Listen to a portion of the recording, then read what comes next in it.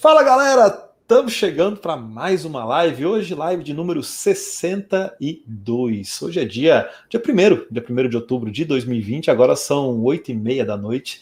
E a gente está chegando aqui para falar de um tema que é muito legal, um tema que eu acho que tem tudo a ver com o que a gente vem falando nas lives passadas, com o que a gente vem falando nas séries, né, aqui do canal, que é sobre Clean Architecture. Até aproveitando que a gente conversou com a pessoa que concebeu a ideia de Clean Architecture, né, que é o Robert Martin. Então eu acho que vai ser bem legal para a gente discutir conceitos, relembrar muitas coisas legais, falar um pouco de Clean Code, Refactoring, TDD, Solid. Acho que dá para a gente falar de muita coisa, né? Bom, deixa eu dar boa noite para quem está aí. Vanderlei, tem um monte de gente aí, ó. José Ayrton, Eduardo, Jefferson, Vanderlei, André. Boa noite, pessoal. Luiz, estão me ouvindo bem? Depois deixem aí no chat o boa noite de vocês. Né? Essa live tem o apoio então da HostGator, que são nossos parceiros especialistas em serviços de hospedagem. Então você está pensando em tirar aquela ideia do papel e finalmente colocar no ar, clica aqui no link da descrição e descubra tudo que a HostGator pode fazer por você e ainda ganha aquele desconto especial, né? Hoje eu estou com aquela camiseta clássica aqui do JavaScript, né? Que o pessoal lá do Vida de Programador gentilmente me mandou. Né? E se está chegando agora, não deixe de se inscrever no canal, ativar as notificações, porque a gente está sempre lançando vídeos novos. E hoje, para falar de Clean Architecture, sempre digo que eu trago pessoas que são especialistas, pessoas que falam bastante no tema, pessoas que se envolvem na comunidade, e o Otávio Lemos é uma dessas pessoas. Seja bem-vindo, Otávio, muito boa noite. Obrigado, Rodrigo, muito obrigado pelo convite, viu? Imagina. Prazer te receber aqui. A gente estava conversando antes, né? Poxa, o canal do Otávio é um negócio muito legal. Eu já assistia vídeo do Otávio, estou sempre pesquisando esses assuntos. E aí, um dos canais que eu achei assim, com excelentes referências mesmo, sabe, de Clean Architecture, de TDD, de Clean Code, de Refactoring, foi o teu canal. E aí, esses dias a gente se esbarrou no Twitter, né? Começou a trocar uma ideia e começou a idealizar essa live, né? Bom, tenho certeza que muita gente aí já te conhece, mas fala um pouco sobre você, sobre a tua carreira, teus projetos, teus desafios. Conta um pouco aí pro pessoal. Bom, só para começar um pouquinho da minha carreira, né? Eu fiz faculdade de Ciência da Computação, né? Como o Rodrigo também, na Federal do Mato Grosso do Sul. Né? É engraçado que você pensa no Mato Grosso do Sul, Campo Grande, né? É um lugar assim meio remoto, né? Você fala, caramba, o cara fez computação. Mas é engraçado que a UFMS tem excelentes professores, né? E lá eu tive excelentes professores. E principalmente um pessoal muito forte na parte de teoria da computação, né? Tinha até um professor lá que conheceu o Knuth, né? Então, o pessoal era bem forte, assim, em teoria da computação e tal. Então, eu tive uma base muito forte de computação mesmo, né? Então, máquina de Turing, né, linguagens formais e autômatos, né, era bem forte nessa área, né. E eu também comecei, né, tinha um estágio obrigatório também, que era para ser feito, então eu fiz um estágio numa empresa, e uma empresa, assim, que desenvolvia software corporativo, né, mas na época não era JavaScript, nem Java, né. Eu trabalhei com Delphi, apesar de ter começado a programar com C++ e C, né? Na faculdade eu aprendi a programar com C++. No estágio era Delphi, né? Isso foi anos 90 ou já anos 2000? Então, eu entrei na faculdade em 1999. Legal. Né? Então já era 2000 e pouquinho, né? E aí, cara, lá também tinha muito SQL Server. A gente trabalhava com muito, cara, e aí foi aí que eu gostei muito de banco de dados também, né? E aí, cara, a gente fazia uns SQLs cabulosos lá, porque o modelo era super complexo, né, do banco. E, cara, eu lembro que tinha até uns SQLs que era tão complicado que você tinha que fazer um SQL para criar outro SQL. Caramba! Cara, era um negócio bem doido, né? E aí eu curti bastante essa área de banco de dados, né? E tive essa experiência, né, nesse estágio. Só que aí no final da faculdade eu quis me especializar, né? E aí eu pensei em fazer numa universidade de prestígio, conhecida, né? E aí eu fui para a USP de São Carlos, né, eu fiz lá o pós-comp, né, então quem tem interesse em fazer pós-graduação tem que fazer o pós-comp, é tipo um vestibular para pós-graduação, né? E o legal é que a nota dessa prova, você pode mandar para várias universidades, então se você tiver interesse em fazer mestrado em várias, você pode mandar a sua nota para essas várias, e aí você pode escolher, né, se você for selecionado em várias, né, no caso eu tinha passado na UFSCar e na USP, e aí eu escolhi ir para a USP. Mas, cara, minha ideia inicialmente não era nem ser professor e ir para a área acadêmica, sabe? Eu queria fazer um mestrado, né, para me especializar. E engraçado que a primeira área que eu escolhi foi banco de dados, né, como eu gostava de banco de dados. E até voltando um pouquinho, meu TCC, né, apesar de não ser um desenvolvedor web, né, que mexe muito com web, meu TCC foi em PHP. Fiz lá em PHP uma aplicaçãozinha, e usando um banco de dados que eu nem lembro qual que era. Então, eu fui fazer mestrado, né? Só que eu escolhi a área de banco de dados e em segunda opção, engenharia de software, né? Que era uma área que engloba mais, né?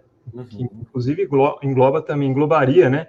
Não, talvez, as coisas mais, assim, baixo nível de banco de dados, mas também a parte do banco, né? E modelagem, etc. Eu acabei caindo na engenharia de software, porque o orientador da área de banco de dados, lá da USP, que é o Caetano Traina, que é um professor espetacular, ele estava meio lotado de orientandos lá, e aí eu acabei caindo para engenharia de software, né, com o Paulo Maziero, que é um professor espetacular também. E, cara, aí a minha ideia é, então, fazer o mestrado e voltar para a indústria, né, porque o meu negócio era desenvolver software, não pensava... Você emendou praticamente direto, assim? Saiu da graduação, caiu direto. Graduação, mestrado, né, eu só fiz aqui esse estágio de 1 ano, né, então tive um pouco de experiência com desenvolvimento, e aí eu fui para o mestrado, cara. Mas aí, durante o mestrado, eu me apaixonei pela academia, né, por realmente fazer pesquisa, né, e a minha pesquisa no mestrado foi um tema legal que deu, assim, publicações boas, né, na área. E aí, cara, eu falei, poxa, acho que eu vou continuar nessa... o negócio tá dando certo, né? Eu publiquei uns artigos lá no mestrado e aí eu fui para o doutorado, né? Continuei com o meu orientador mesmo, né? Ele tinha interesse em continuar me orientando. Aí eu fui fazer doutorado, tá? E tudo isso na área de teste de software, né? O meu mestrado e doutorado foi na área de teste. Caramba, que legal. Teste estrutural, né? Que é o teste caixa branca. E teste estrutural, só para vocês terem uma ideia, quão específico fica o tema, né? Quando você vai para a academia, teste estrutural de programas orientados a aspectos. Não sei nem se o pessoal conhece essa técnica, né? Então, programação orientada a aspectos é uma técnica de programação que te ajuda a modularizar, tá? Features, né? Ou interesses que tendem a ser cross-cutting. Eles tendem a cortar vários módulos do seu sistema. Então, você pensar, por exemplo, em login, né? Você pensar em segurança, que é uma coisa que fica espalhada, né? Por entre os módulos do sistema. Então, a programação orientada a aspectos, ela te ajuda a você conseguir colocar isso num módulo, né? E aí, de forma indireta, né? Esse módulo é executado, né? O comportamento desse módulo é executado de uma forma indireta. Então, você não fica com o código cheio de coisas que não tem a ver, né? Ou seja, os módulos com esses interesses, eles tendem a ficar com baixa coesão, né? Então, eu trabalhei com isso daí e trabalhei com o teste desse tipo de aplicação. Então... Tava muito na moda isso aí, né? Aí por 2005, 2006, eu lembro de ter usado bastante na época do Java, para isso mesmo que você falou, para logs, para algumas coisas assim, né? Exatamente. E tinha até o Aspect-J, né? Que era a linguagem orientada a aspectos, que era uma extensão do Java, né? Tipo um TypeScript. Era um Aspect-J lá, que era a extensão do Java, né? Para programação orientada a aspectos. E aí o mais legal também, talvez dessa fase da minha vida, né? Foi que eu fui fazer o doutorado sanduíche lá na Califórnia, né? Na Universidade da Califórnia em Irvine. E lá eu trabalhei com uma pesquisadora muito renomada, né? Da área acadêmica, que é a professora Cristina Lopes. Inclusive, a primeira tese de programação orientada a aspectos foi dela, né? Então, ela... E esses dias é engraçado, né? A gente está falando aqui bastante do Uncle Bob e tal. Ela deu uma palestra de um livro dela, que é um livro que se chama Exercises in Programming Style, é muito legal, é em Python, né? E ela pega vários estilos de programação, MapReduce, programação estruturada, o mesmo problema implementado de várias formas, né, de vários estilos. Então, é um livro muito legal. Inclusive, ela fez uma palestra, né, falando sobre o tema desse livro, e o Uncle Bob parabenizou, né, falou, olha, que muito legal esse trabalho e tal. Falei, olha só que legal, né, dois dos meus ídolos aí, que é a minha supervisora lá, a Cristina, né, que é uma portuguesa, ela é muito gente boa, gente finíssima, e muito boa pesquisadora, né, e também é uma pesquisadora que bota a mão na massa, né, ela não fica só na parte teórica, ela realmente gosta de implementar, se for ver o GitHub dela, é bem movimentado também. E aí eu fiz o doutorado sanduíche, né, que é quando você fica 6 meses fora, fazendo parte do seu doutorado. E aí a ideia era continuar trabalhando nesse tema lá, né, no tema do meu doutorado. Só que ela já tinha meio que passado dessa fase de aspectos e estava trabalhando com outras coisas, né, com principalmente reuso de código, né, formas de automatizar o reuso de código. E aí, cara, nessa época, eu estava lendo o TDD lá do Kent Beck. Isso aí é por volta de 2006, 2007. E aí, como assim? Ela não estava tanto interessada no tema da minha tese, eu falei, por que não tentar ajudá-la, né? Assim, propor alguma coisa para colaborar com ela na área dela, né? E foi aí que surgiu a ideia do Codine, né? Que é uma ferramenta de reuso de código guiado por teste. É tipo um TDD, certo? Que você faz os testes lá para a função que você quer, e aí a ferramenta automaticamente busca código, né, para passar nesses testes.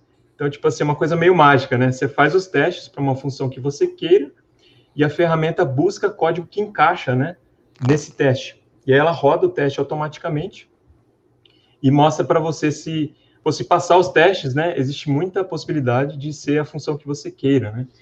Então, cara, desenvolver essa ferramenta lá em 6 meses, né? Essa ferramenta até depois ganhou um prêmio lá no UPSLA, que tem Caramba, que legal, no UPSLA.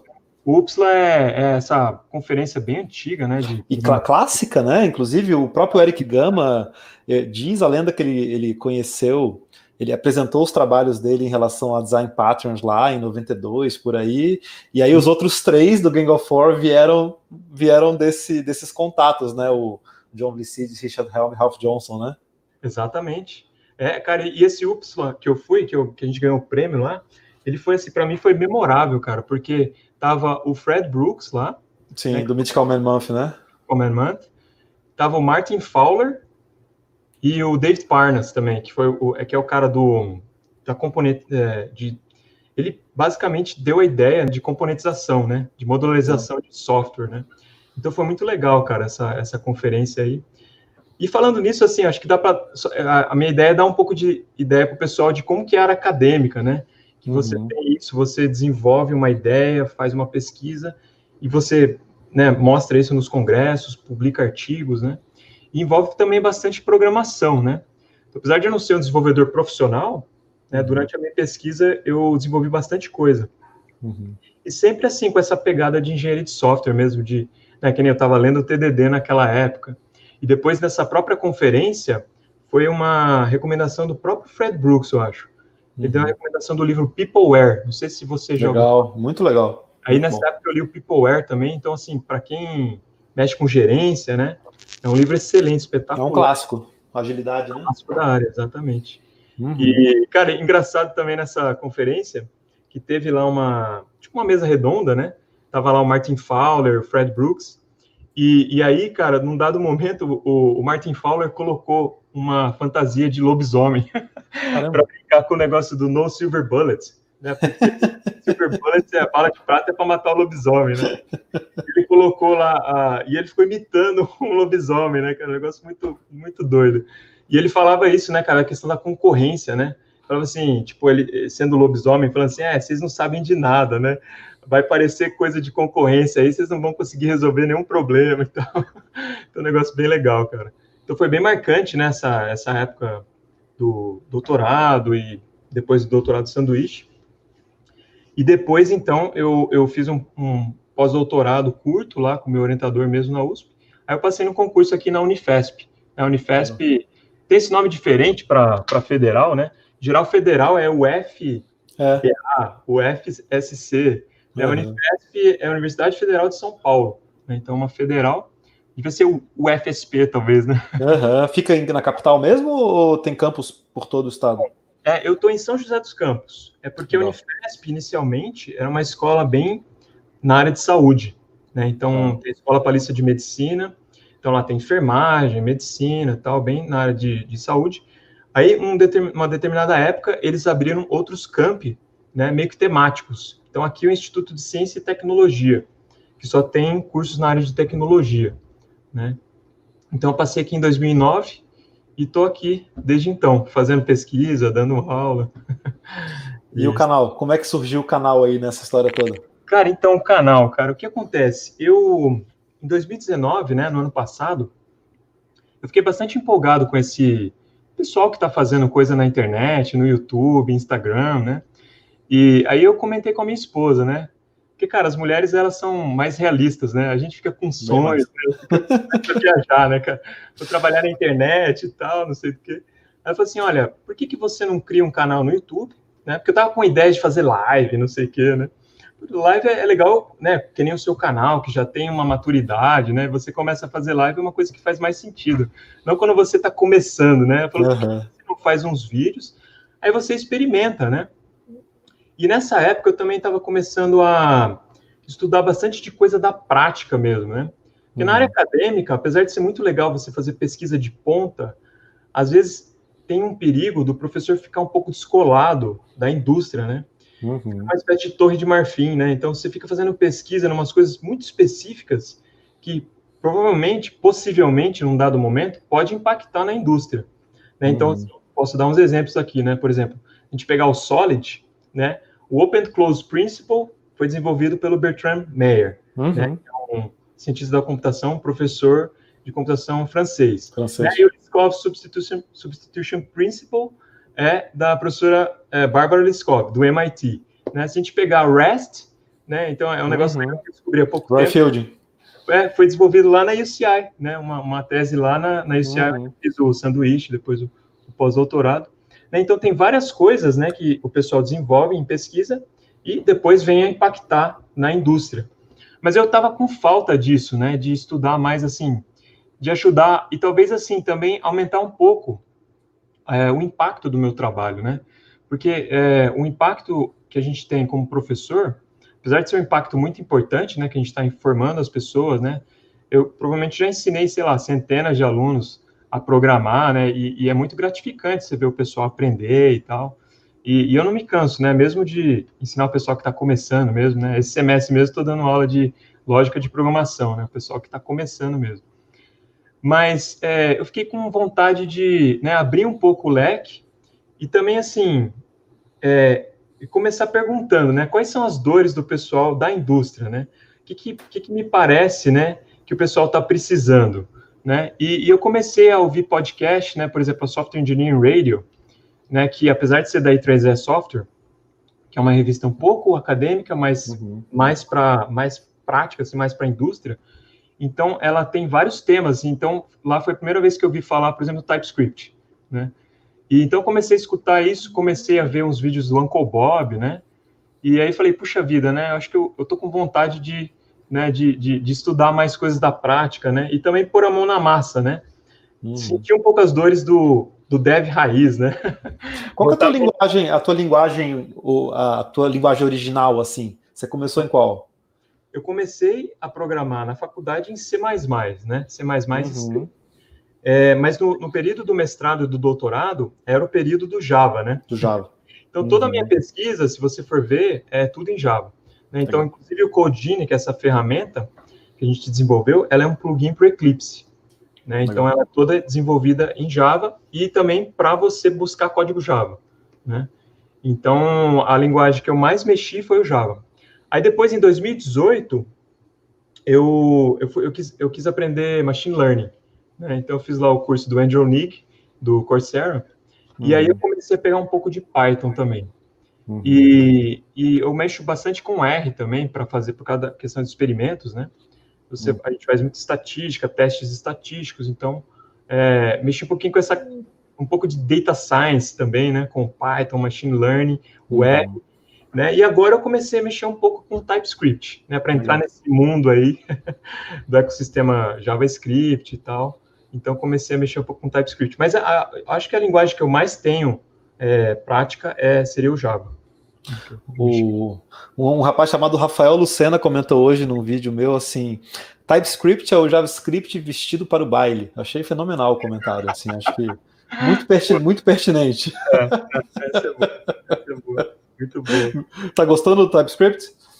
Cara, eu tô gostando muito do TypeScript. Muito bom. Uma coisa legal do TypeScript, que eu acho, é que, cara, às vezes você precisa de uma função, né? Você não quer fazer uma classe, né? E escrever um método estático lá. Às vezes você só quer uma função. E no TypeScript, né, você pode fazer uma função, né? E usar essa função. Mas se você quiser usar a classe, você pode usar a classe. Né? Ainda tem esse sabor aí de programação funcional, né? Que eu também, assim, é uma coisa que eu estou aprendendo, né? Que é uma coisa muito legal também, né? Então tem toda essa parte, né? Eu sou um cara que tem mais experiência com linguagens estaticamente tipadas, né? Então, para mim, é natural tipar as variáveis. O pessoal sofre, né? Que está indo de JavaScript para TypeScript, né? Pô, tem que ficar tipando as variáveis. Para mim, é uma coisa meio natural, assim, né? Então, não tive tanta dificuldade para mexer no TypeScript, né? Pelo menos assim, no nível que eu mexi até agora, né? Então, estou gostando bastante, cara.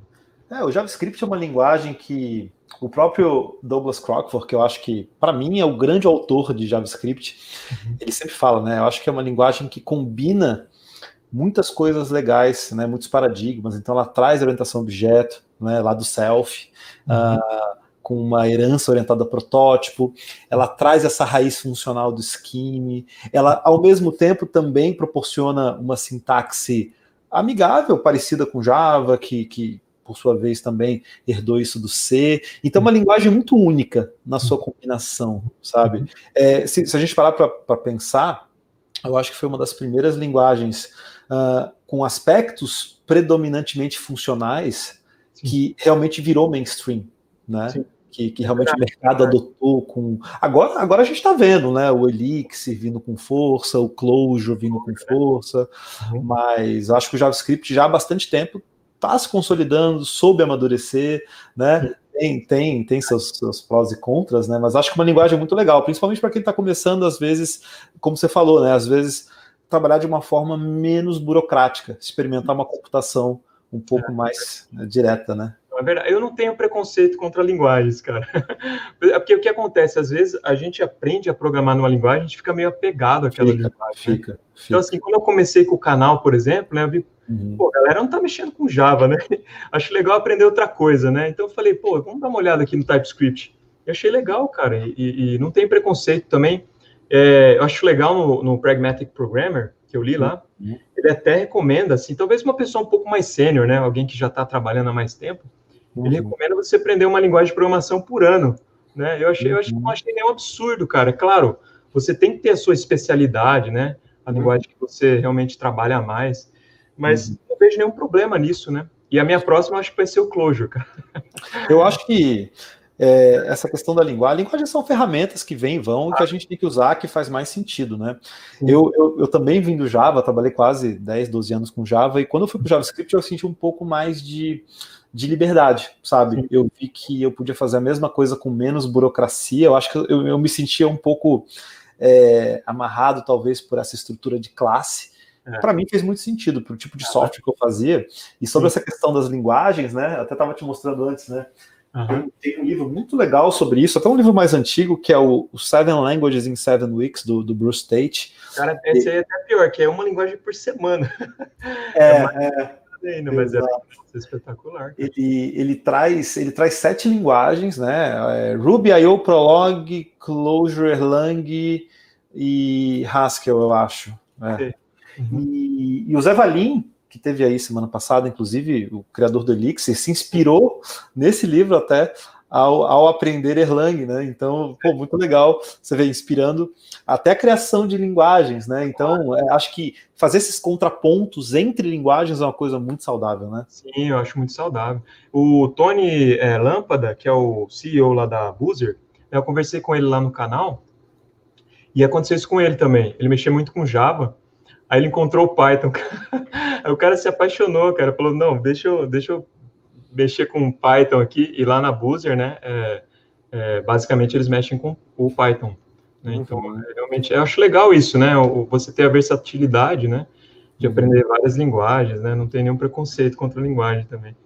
Até o Adolfo comentou ali, tem também o Seven More Languages, né? Que aí já traz, se eu não me engano, traz Elixir, traz Elm, Lua, Julia, Factor, tem outras linguagens. Acho muito legal, cara, assim, de uma forma didática você fazer esses contrapontos, né, cara? E acho que a universidade, ela tem esse papel, sabe, de incentivar pesquisa, projetos. Poxa, quanta coisa legal, como você falou, sai de universidades, né? Se a gente for parar para pensar, a maior parte das linguagens de programação, os bancos de dados, os protocolos de comunicação, vieram, não vou dizer que sempre de uma universidade, mas de algum tipo de centro de pesquisa. Exatamente. Quanta coisa saiu do Park, né, do Centro de Pesquisa da Xerox em Palo Alto, né? Quanta coisa saiu do CERN, a web saiu do CERN, quanta coisa sai da IBM, quanta coisa sai de centros de pesquisa, né? Então, às vezes, falta um pouco isso, né, Otávio? É isso mesmo. Cara, eu me sinto, assim, muito privilegiado por ser professor, porque a minha profissão é estudar, cara. Então, cara, isso é muito bom, né? Porque, assim, é muito bom também a profissão de desenvolvedor, né? Que é o cara que está lá, né, na linha de frente, né? Mas, às vezes, é muito difícil para um desenvolvedor parar para estudar, né? Então, assim, é uma coisa que eu acho que vale a pena, né? Você, em todas as profissões, você ter o seu tempo de estudo, né? E realmente para você ir aprendendo as coisas, mas para nós é um privilégio que isso faz parte do nosso trabalho, né? Então, eu posso me dar o prazer, né, de pegar, sei lá, vou moer o Clean Architecture, né, para aprender e tal. E não só isso, né? No semestre que vem eu vou dar uma disciplina de Clean Architecture. Ah, que legal. Isso é uma coisa legal, né, cara? Que você pode aprender coisas novas, você pode ensinar isso, né? E também pode incorporar isso na pesquisa também. E também nada impede de você desenvolver alguma coisa em conjunto com a indústria, em colaboração com a indústria, né? De você fazer consultorias e você criar startups, né? Então, é uma profissão muito versátil, né? Então... Não, a gente é muito privilegiado, sabe? De poder trabalhar de casa, né? De poder fazer uma coisa que envolve conhecimento, que a gente está sempre aprendendo, se desafiando. Eu tenho feito um movimento muito legal, que tem me feito muito bem, que é estudar o passado. Às vezes o passado te dá a segurança, né, de ir para o futuro, assim, mais tranquilo, às vezes, sabe? Tipo, eu tenho estudado muito, assim, ou linguagens mais antigas, ou computadores mais antigos, sabe? Desde a máquina de Turing, sabe? Alonzo Church, tipo, começar a olhar para esses assembly, essas primeiras linguagens, por que cada coisa veio, sabe? Às vezes a gente acha que, poxa, tudo começou... E é fundamental para entender, acho que a importância até do clean code, né? Sim. Poxa, mas como é que as pessoas faziam lá no início? Elas escreviam código à mão. E ao escrever código à mão num ambiente que tem pouca disponibilidade de recurso, elas criavam uma variável, sabe, com uma letra que não tinha um significado, né? O que não faz mais sentido no cenário de hoje, né? Então, sabe essas coisas que você olha para trás, você reflete, elas passam a fazer mais sentido, né? E, cara, uma coisa que é muito importante, né, e que eu acho que os professores, às vezes, têm essa capacidade, é você conseguir observar que existem trabalhos que atacam problemas essenciais, né? Então, às vezes, o que acontece? O pessoal que está começando com tecnologia, às vezes você cita um trabalho de 1986, o cara fala, pô, mas isso aí é muito velho, isso aí já não tem mais nada a ver. Mas, cara, não é verdade, porque às vezes, né, o trabalho ataca um problema essencial, que é o próprio artigo lá do No Silver Bullet, lá do Fred Brooks, que ele fala que existem problemas essenciais e problemas acidentais, né? Então, às vezes, uma coisa que você propõe pode atacar um problema essencial, né? Então, por isso que eu acho legal, por exemplo, testes de software, refatoração, desenvolvimento incremental. Todas essas práticas, você pode ver que atacam problemas essenciais, né? E sempre vão ser coisas boas de você praticar e aprender melhor, né? Porque ela realmente melhora o desempenho, né? A qualidade do produto que você desenvolve, porque atacam problemas essenciais, né? E quando você consegue ter essa visão, né, do que é essencial e o que é acidental, né, você se torna um desenvolvedor mais sábio, né?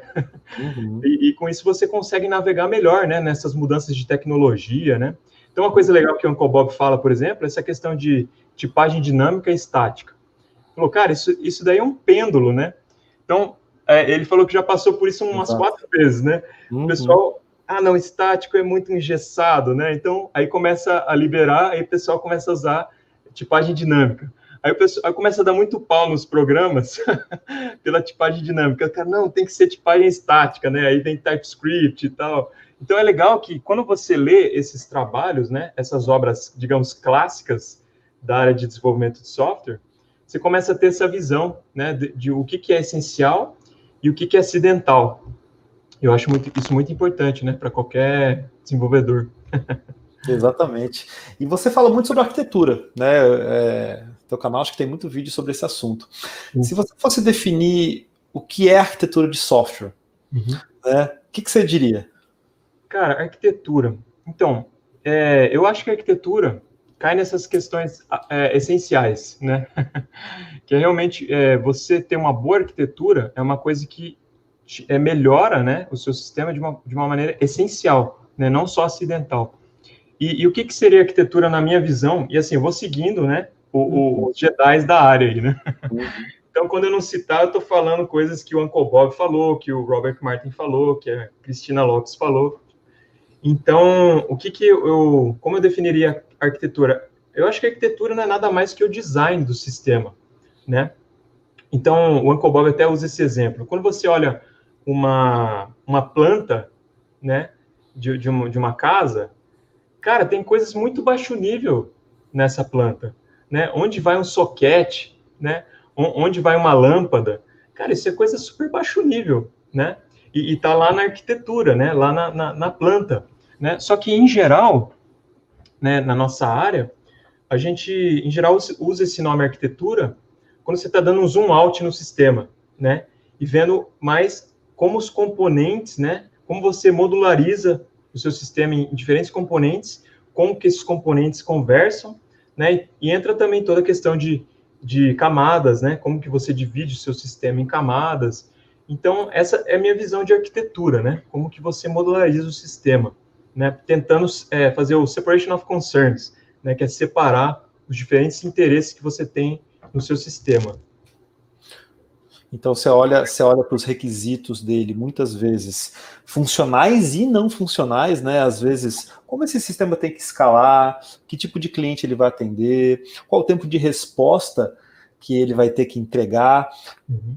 Vem com essas informações, olha para o time. Para mim, acho que mistura muita coisa, né? Quem é o Sim. time? Sabe? O que a gente está disposto a fazer?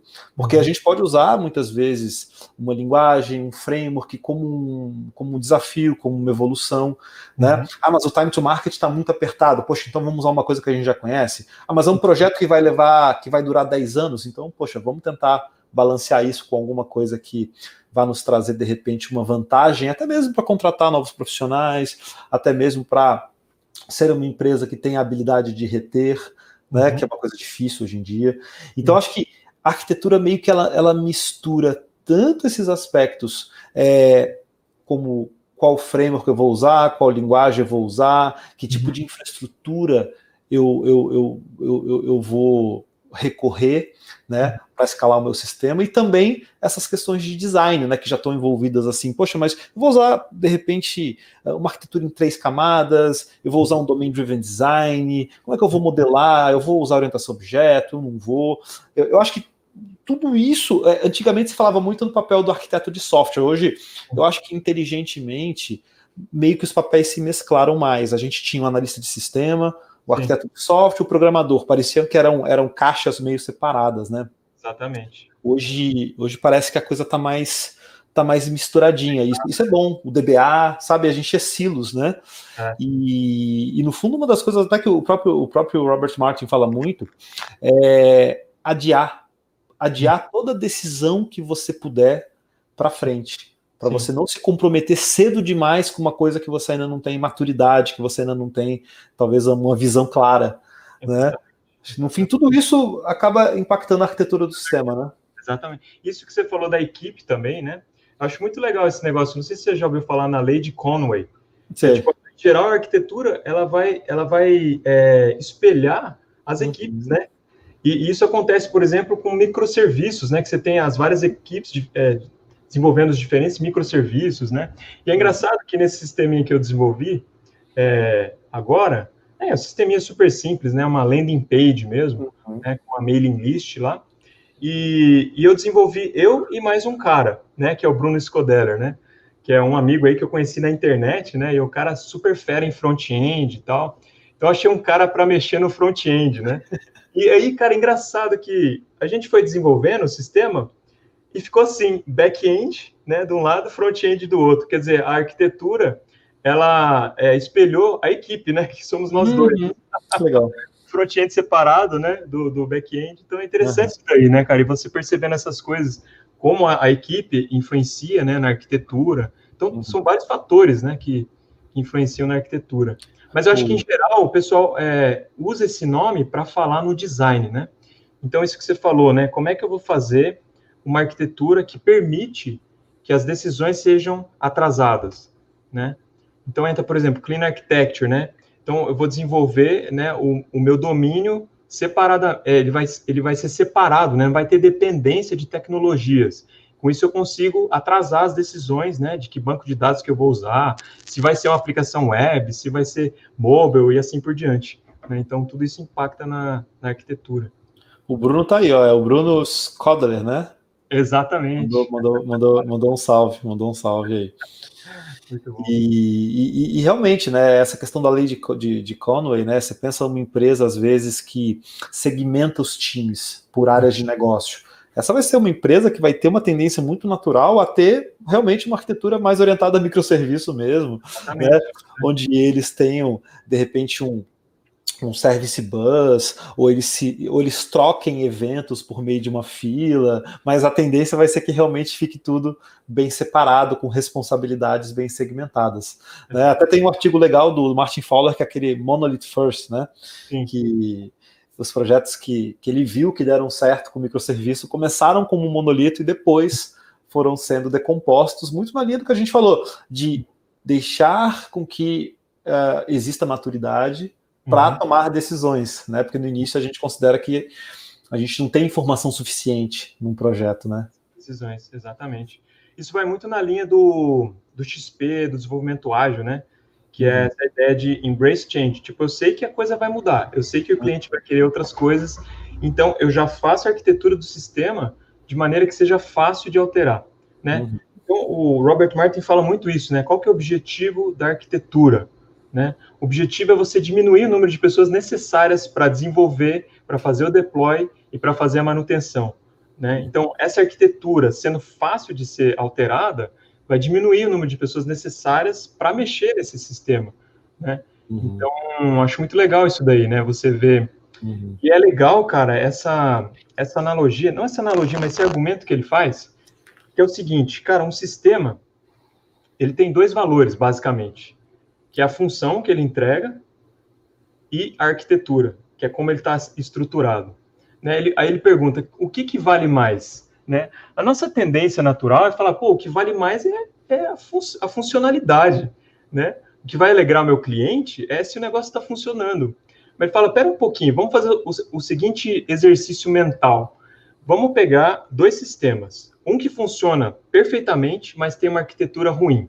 Né? Ou seja, você não consegue mudar. Né? Como o objetivo da arquitetura é você poder alterar o sistema de maneira fácil, né? Então esse sistema ele funciona perfeitamente, mas ele é totalmente rígido. Né? E por outro lado, vamos pegar um sistema que não funciona, tá? Então ele não atende os requisitos, mas ele é fácil de mudar. Qual que você prefere? Né?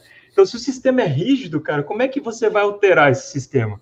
Então isso daí dá uma ideia de que realmente a arquitetura tem muito valor. Né? Então, tudo bem, obviamente, né, a gente quer entregar para o cliente, a gente quer entregar funcionalidade, mas você tem que tomar muito cuidado com a arquitetura. Porque senão isso daí vai te dar problema mais para frente, né? E aí começa a ter aquele problema do sistema ser cada vez mais difícil de manter, né? Inclusive, eu tenho um aluno que mandou um WhatsApp para mim hoje, né? Ô, professor, eu estou estudando Clean Architecture, né? E realmente, cara, como fica difícil mudar o sistema quando você não pensa na estrutura antes, né? De desenvolver, né? Então, o negócio está meio acoplado e tal, aí fica difícil de fazer as alterações, né?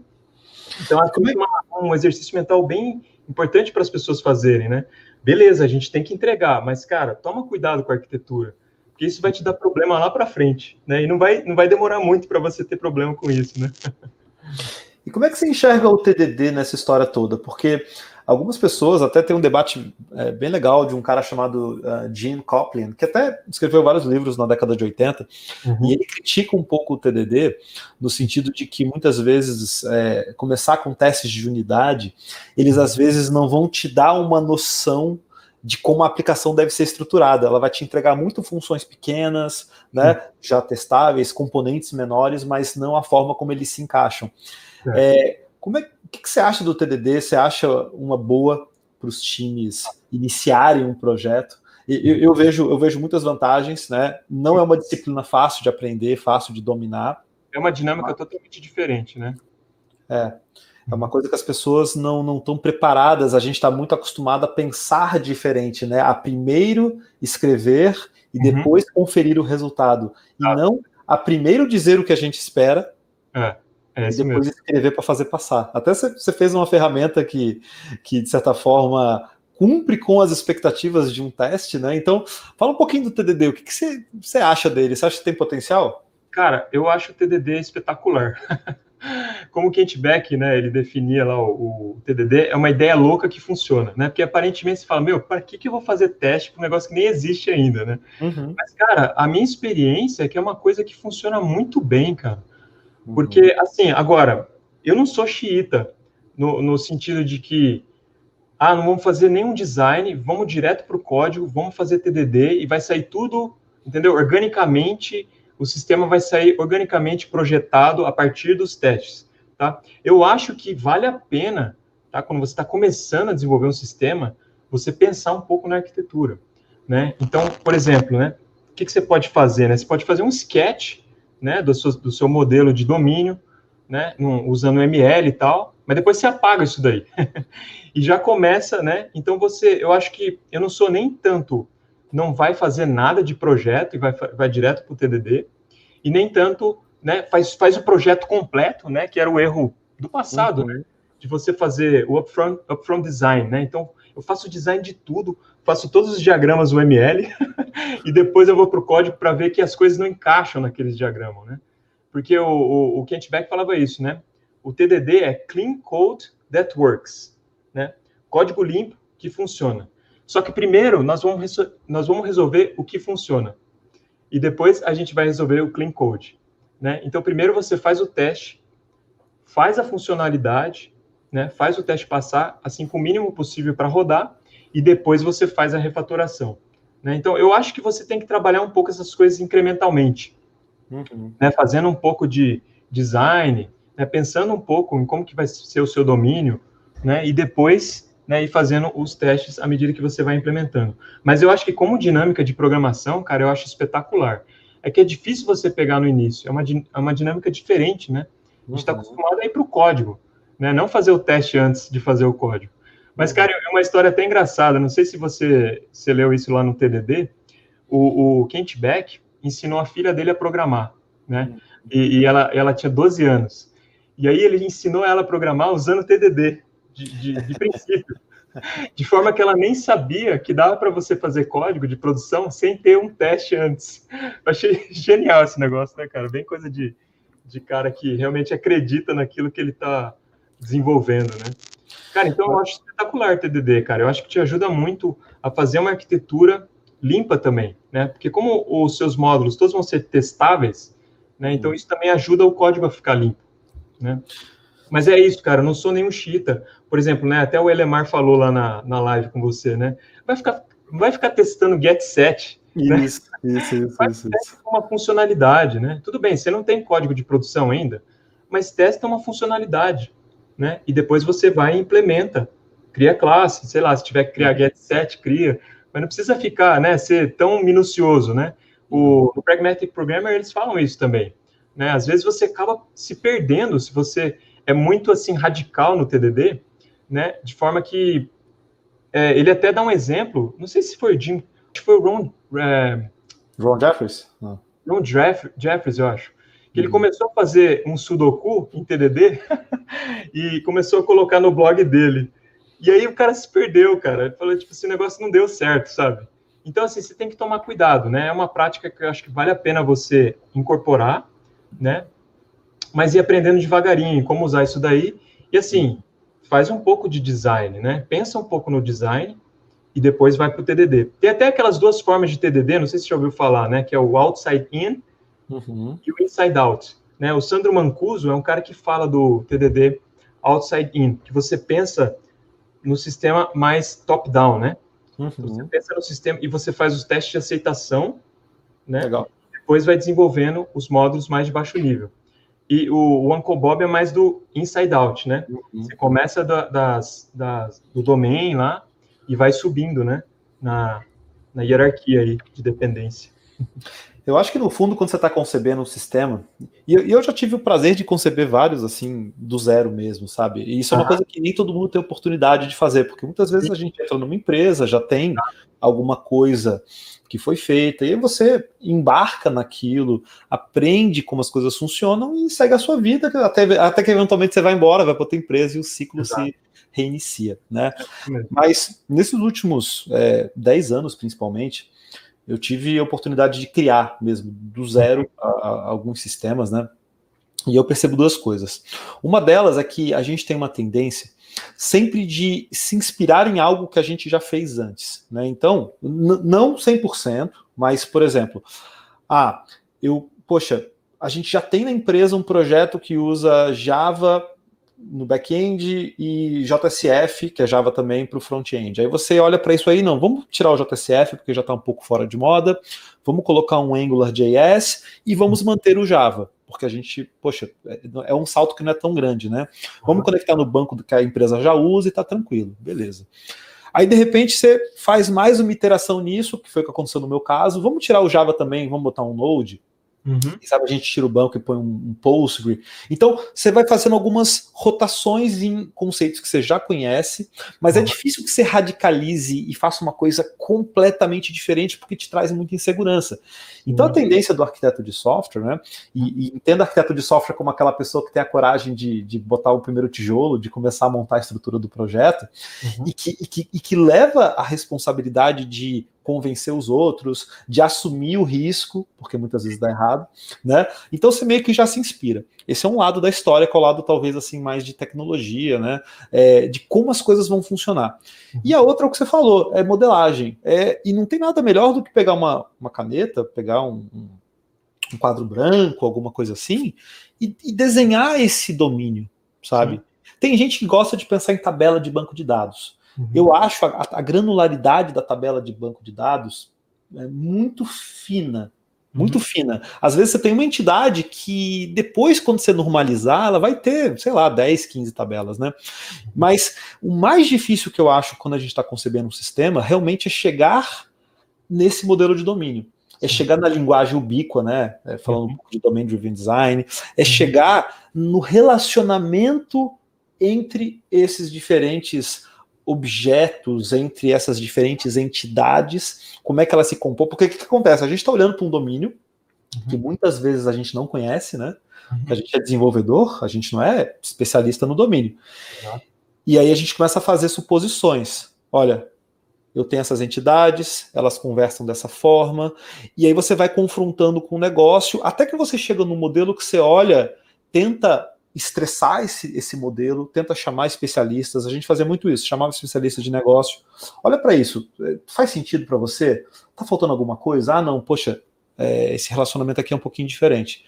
Até que você tenha a confiança de dizer, não, vamos lá, vamos começar a implementar. Aí que eu acho que pode entrar um TDD, aí que eu acho que pode entrar alguma técnica já de codificação. Agora, partir direto para codificação, só se você realmente já tiver a ideia muito clara, né? Cara, eu acho que é um trade-off, né? Porque o bom de você também já botar a mão na massa e começar a desenvolver alguma coisa é que rapidamente você pode mostrar alguma coisa, né, para o cliente rodando, né? Mas para isso você pode também fazer protótipos e tal, que é uma coisa muito legal também, né? Mostrar telas e etc. E pela tela é legal, às vezes sim. Dependendo do domínio, eu acho que funciona também essa abstração de tela, né? Exato, é. Então, até esse meu amigo Tony Lâmpada, né? Ele começa pelo front-end. Entendeu? Ele pensa nas telas e depois que ele vai pensar, né? Que é mais esse outside-in, né? Depois que ele vai pensar nas entidades do domínio, etc. É uma possibilidade também, né, cara? Existem várias possibilidades, acho que depende um pouco também da experiência do desenvolvedor, né? Da empresa, como a empresa trabalha, do tipo de domínio, né? Se é um domínio que você já domina, né? Então, é uma coisa que você pode começar a fazer o domínio um pouco mais sofisticado, né? Antes de chegar e botar a mão na massa mesmo para codificar. Mas se é uma coisa que você está tentando tatear, acho que é legal também você já desenvolver alguma coisa e já mostrar, né? Que você tem esse feedback rápido, né? Que é a questão do desenvolvimento ágil, né? Que rapidamente você mostra alguma coisa para o cliente e você já consegue ver se era aquilo que ele queria mesmo, né? Ou se não, e aí você já vai mudando conforme a necessidade, né? E sempre e as pessoas têm que entender que sempre existe o risco. Todo mundo tá exposto ao risco de pegar o caminho errado. Em termos de modelagem mesmo, sabe? Em termos, a gente falou de desenhar tela, ou mesmo de criar tabela em banco, às vezes você faz isso tudo, você constrói um MVP, você constrói um módulo, você constrói a aplicação, chega no dia a dia, quando ela vai começar a ser usada, e você vê que muitas vezes não é remediável a concepção, né? E tudo bem, e faz parte, eu acho que a gente tem que estar aberto para isso, e por isso que às vezes uma arquitetura flexível, né, tenha conceitos que você consiga modificar, consiga melhorar talvez essa abstração, ela vai te dar justamente a capacidade de abraçar a mudança, que é o que você estava falando antes, né? É isso mesmo. Eu acho que a arquitetura, tipo arquitetura limpa, essa que é a ideia, né? Você desenvolve a coisa de uma forma que depois fique fácil de mudar, né? Porque provavelmente vai mudar. Provavelmente o cliente vai mudar de ideia, vai querer uma feature nova, vai querer uma feature diferente. E se você já desenvolve, né, de uma forma que a arquitetura fique fácil de ser modificada, isso aí é um ganho para você, né? Um ganho para todo mundo, né? Então, acho que é legal esse conhecimento de arquitetura. Vamos falar um pouquinho sobre arquitetura limpa, então, sobre Clean Architecture. Como é que começou essa tua relação aí com esse tipo de arquitetura? Cara, eu comecei, então, no ano passado mesmo, né? Comecei a ver esses podcasts, né? Ver palestras do Robert Martin. E também juntou com uma disciplina de programação orientada a objetos que eu estava dando, né? E aí eu decidi desenvolver um sisteminha, em vez de ficar só dando conceitos e tal, eu falei, vamos desenvolver um sisteminha, por menor que seja, né? Um editor de texto lá, sabe? Foi uma coisa mais ou menos assim, né? E aí eu percebi que eu estava com dificuldade para modelar esse sistema, né? Eu falei, MVC e tal, você coloca lá, né? Separa a interface. Eu falei, caramba, né? Mas esse model aqui é o de domínio, né? Que o Uncle Bob fala? Acho que não, né? Aí eu comecei a me aprofundar nisso, né? E de fato comecei a entender, né? Como é que funciona uma arquitetura mais bem estruturada, né? E aí eu peguei o livro, né? Falei, cara, eu tenho que entender esse negócio aqui, né? Para aprender mesmo, né? Então, por exemplo, eu quero desenvolver sistemas, como eu te falei, eu estou com essa ideia, né?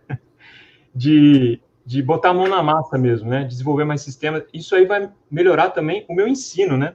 Porque, cara, se eu não desenvolvo sistemas, como é que eu vou ensinar os alunos a desenvolver, né? Então, eu comecei com essa pegada, né? E tô até com esse projeto aí, desenvolver uma plataforma de cursos, né? Do zero, né? Que nem você falou, vou começar do zero.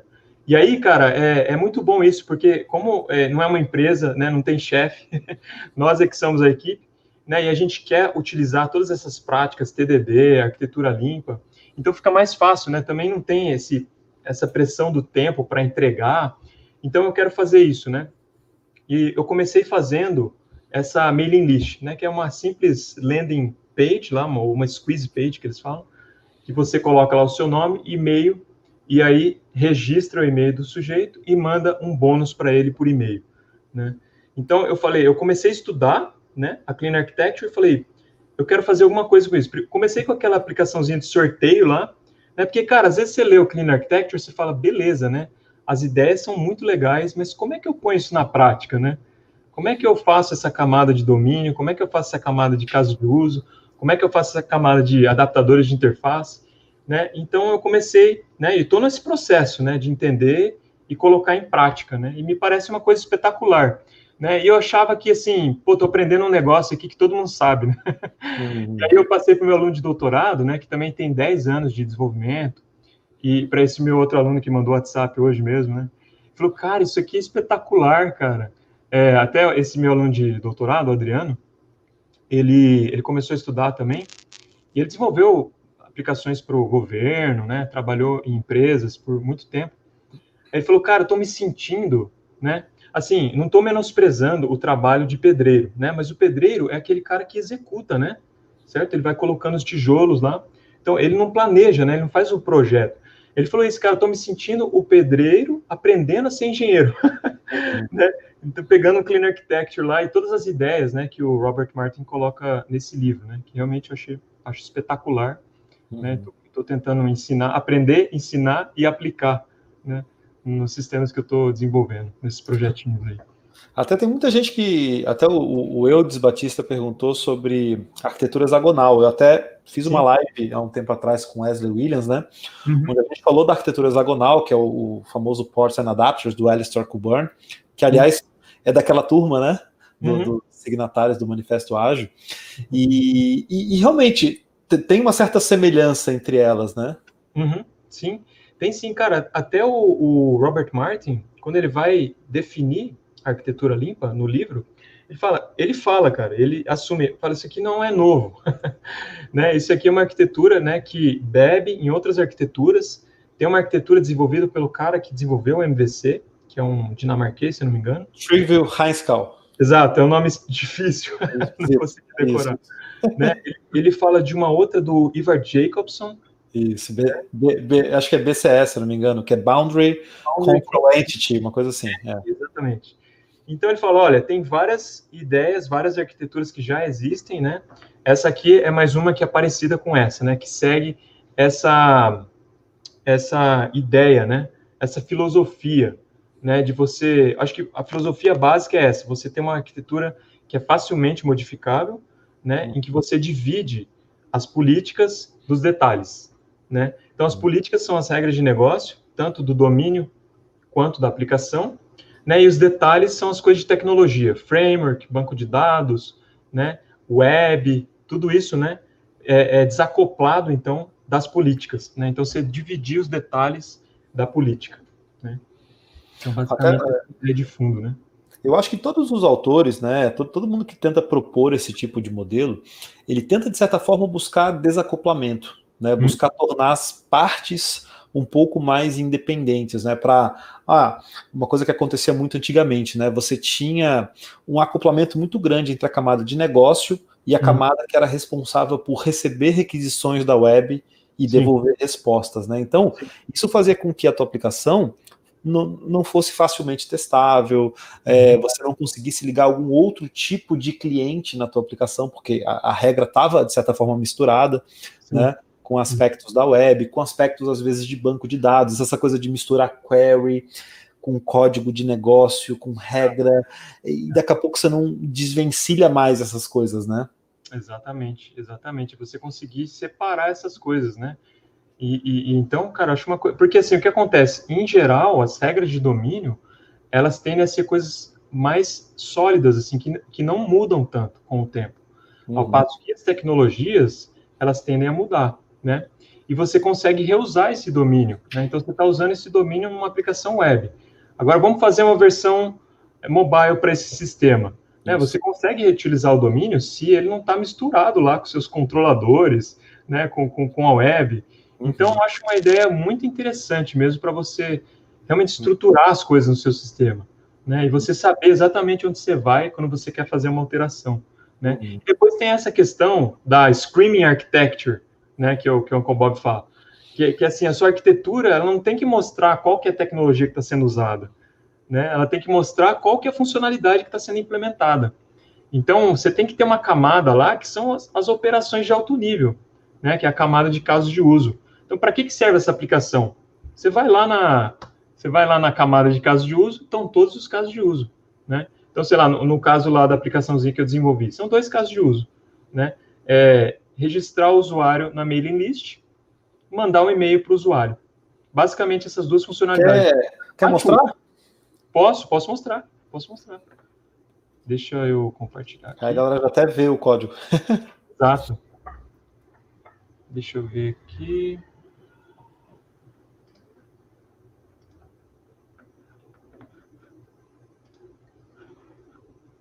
Tá aparecendo aí? Tá. Se quiser só dar um zoom para... Ah, tá. Pessoal... Então, vou fazer o seguinte, Rodrigo, eu vou mostrar isso aqui, ó. Ah, perfeito. É um pôster espetacular que o Bruno fez. Ah, que bonito, hein? E aí eu vou explicar aqui, ó, as camadas e vou mostrar isso no código, né? Então, a ideia é a seguinte, né? Você tem 4 camadas. Então, a camada mais interna é a camada de entidades, que é o seu domínio, né? O modelo de domínio que a gente falou.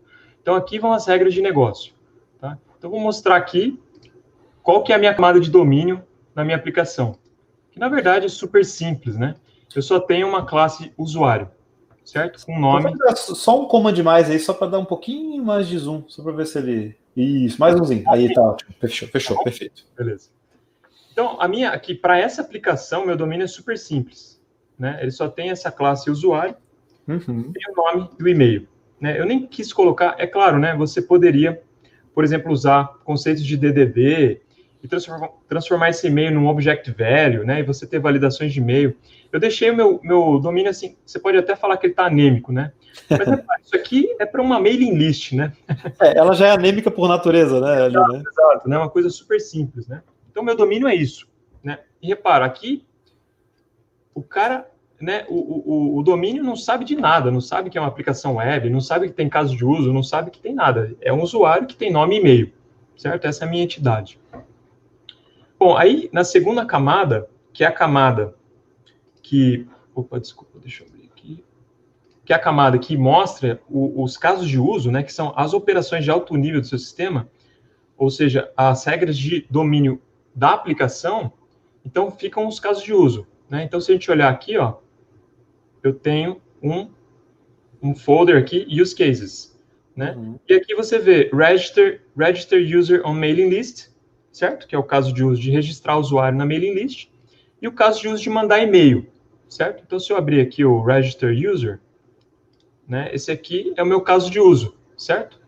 Ele tem uma função aqui que registra o usuário na mailing list, tá?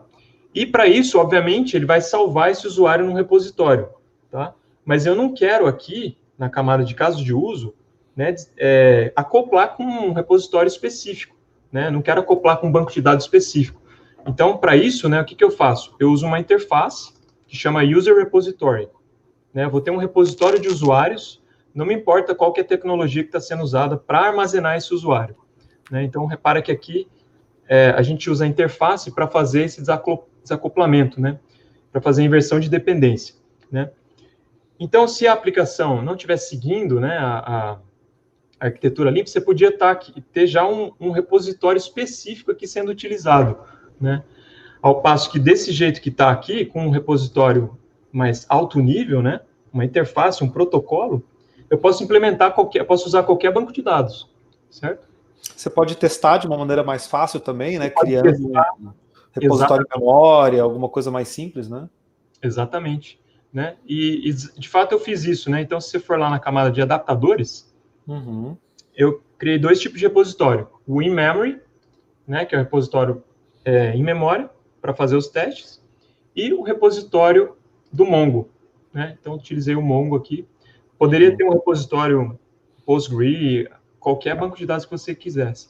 E aí eu consigo testar todas essas coisas aqui sem ter nada de tecnologia, né? Porque elas estão desacopladas, né, das tecnologias. E então é isso, né? Na camada de caso de uso, eu tenho essas operações, né? E eu já testei elas isoladamente antes de pensar, né, nos controladores, nos presenters, nos gateways, né, nas tecnologias específicas. Então, aqui nessa terceira camada ficam esses adaptadores de interface, né, que são os controladores, presenters e gateways de banco de dados.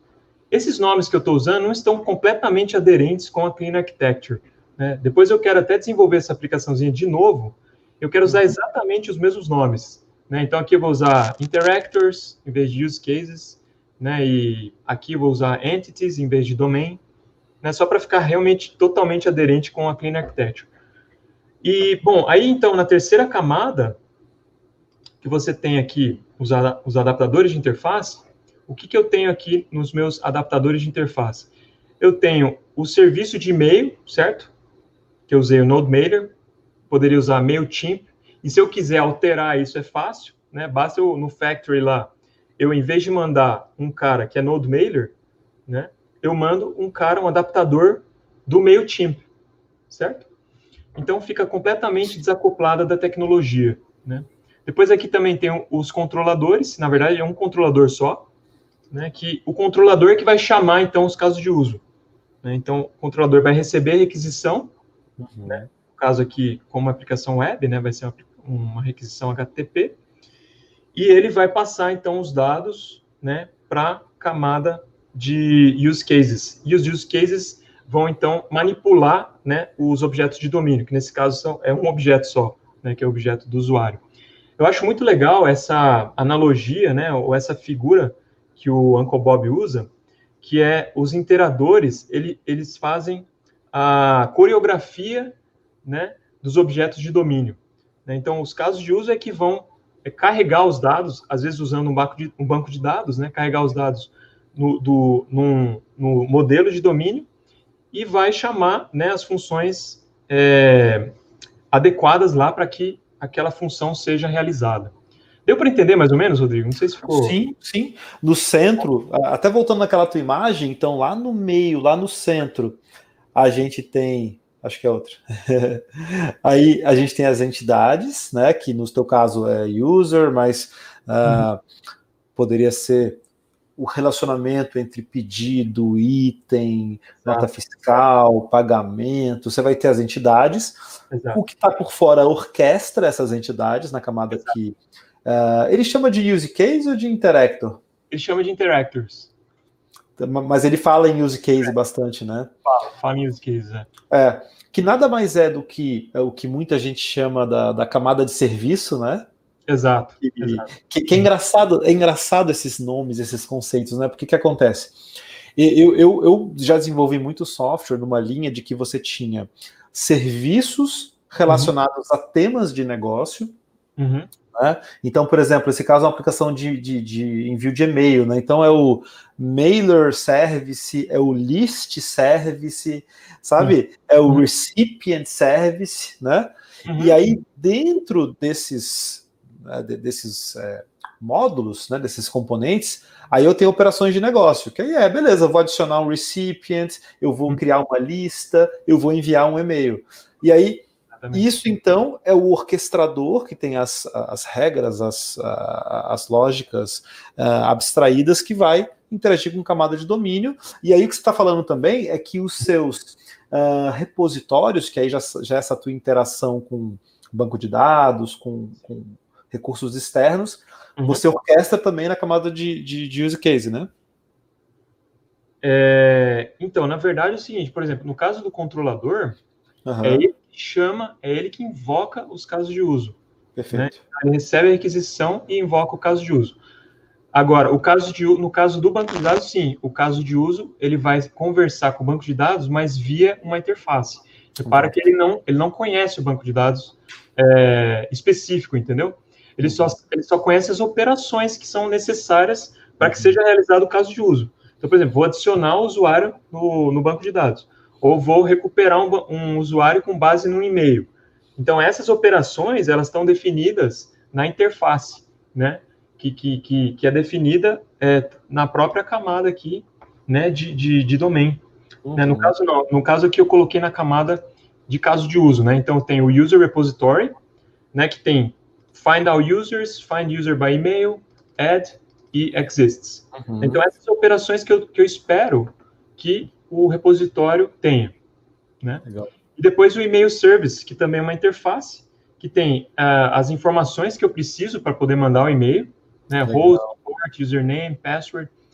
E também tem uma operação de send, né? Então, esse serviço de e-mail, eu tenho que poder mandar essas informações para esse serviço de e-mail e ele mandar o e-mail para mim.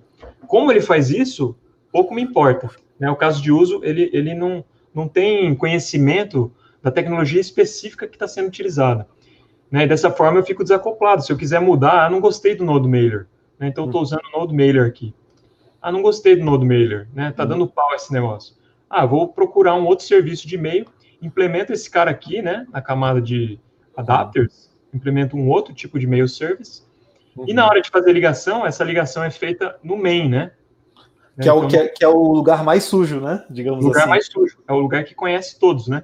Conhece todas as camadas, né? Então é aqui que eu faço as ligações, entendeu? Então aqui eu estou fazendo a ligação com o Mongo, estou fazendo a ligação com o Node Mailer e estou passando isso, né? Via, como é que se chama? Injeção de dependência, né? Eu estou passando esses caras para as camadas mais internas. Então, repara que fica uma coisa muito limpa, né, cara? Eu acho, assim, genial esse tipo de coisa, né? E você consegue... Aqui eu fiz usando TDD também, né? Então, você pode ver que para cada uma dessas classes, eu tenho os testes referentes, né? Que estão testando todas essas funções que estão nessas classes. Você falou do e-mail, né? Às vezes, por exemplo, você está usando um SMTP via Node Mailer. Daqui a pouco você acha que ele não está escalando, ele não está entregando bem os e-mails. Vou usar um Simple Mail Service da Amazon. Exatamente. Legal. Então eu troco, eu implemento aquela interface dizendo, olha, chame esse endpoint aqui desse web service para fazer o envio e não aquele servidor SMTP e a aplicação não fica sabendo. Exatamente. As camadas mais internas, pouco importa para elas, né? Qual que é a tecnologia que está sendo usada. E assim, o modelo, né? Meu modelo aqui é super simples, né? Porque a aplicação é super simples. Mas a ideia desse modelo é aquilo lá que você falou. É ter todas as regras do domínio que aconteceriam mesmo se não houvesse aplicação. Então, sei lá, aluguel de carro. Né? O que acontece dentro de uma locadora de carro? Essas regras, né, que acontecem dentro da locadora de carro vão estar dentro do domínio, né? E na camada de casos de uso está o quê? Como que eu estou automatizando esse processo, né? Então, fica bem separado essas coisas, né? Você não tem a mistura das regras de negócio, né? Esses dias um cara me mandou uma mensagem lá no YouTube, falando assim, cara, minhas regras de negócio estão no banco. Será que tudo bem? Eu falei, cara, é perigoso, né? É perigoso, porque, e aí, se você quiser mudar de banco, né? Você vai ter que tirar essas regras de negócio que estão no banco. E o legal é o seguinte, cara, que isso daqui, né, que o Robert Martin desenvolveu, né, com base em conhecimento de vários outros desenvolvedores e mestres da área, né, cara, é uma coisa completamente baseada na experiência, né.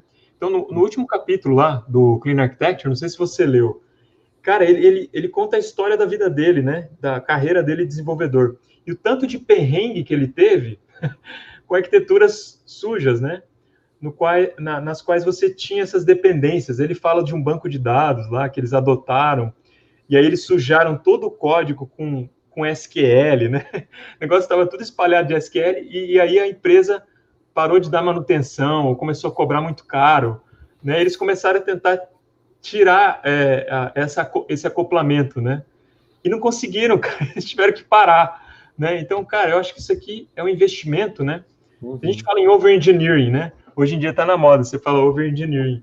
Às vezes me parece que over-engineering é aquilo que você deveria fazer, você sabe que deveria fazer, mas você não está fazendo. Aí você chama de over-engineering. Porque, de fato, né, cara, assim, não me parece uma coisa muito cara de ser feita. É óbvio, né, você vai ter que pensar mais para desenvolver essas interfaces, né, esses adaptadores. Mas, cara, não me parece uma coisa do outro mundo, né, que realmente vai te travar no processo, né? É óbvio, né, cara? É aquilo que a gente estava falando, né? Você desenvolvendo seu sistema do zero, você tem muito mais liberdade de usar esse tipo de coisa, né? Mas eu até mostrei um vídeo, eu fiz um vídeo no canal, que tem um cara que ele faz o seguinte, ele pega uma aplicação em que essas regras de negócio estão meio que espalhadas no sistema, e ele mostra como que você faz, usando refatoração, para extrair essas regras de negócio e colocar no lugar certo. Eu achei bem legal, cara. Porque aí o que acontece? Esse negócio começa a dar bad smell, né? Claro. Começa a cheirar mal. E aí, com base nesses maus cheiros, ele começa a refatorar e começa a mover as coisas para a camada de entidades, por exemplo, né? Em geral, muitas vezes acontece isso, né? Sua camada de entidades, na verdade, só ficam os modelos e as propriedades, né? Fica como se fosse um modelo de dados, né?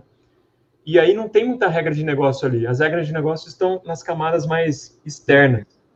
E aí ele começa a mover isso daí para as camadas mais internas. Eu achei muito legal, cara. Ele mostra que é possível você consertar uma arquitetura também, né? É óbvio, é uma coisa que dá trabalho e tal, né? E é muito bom se você tem uma bateria de teste para ir fazendo essas refatorações.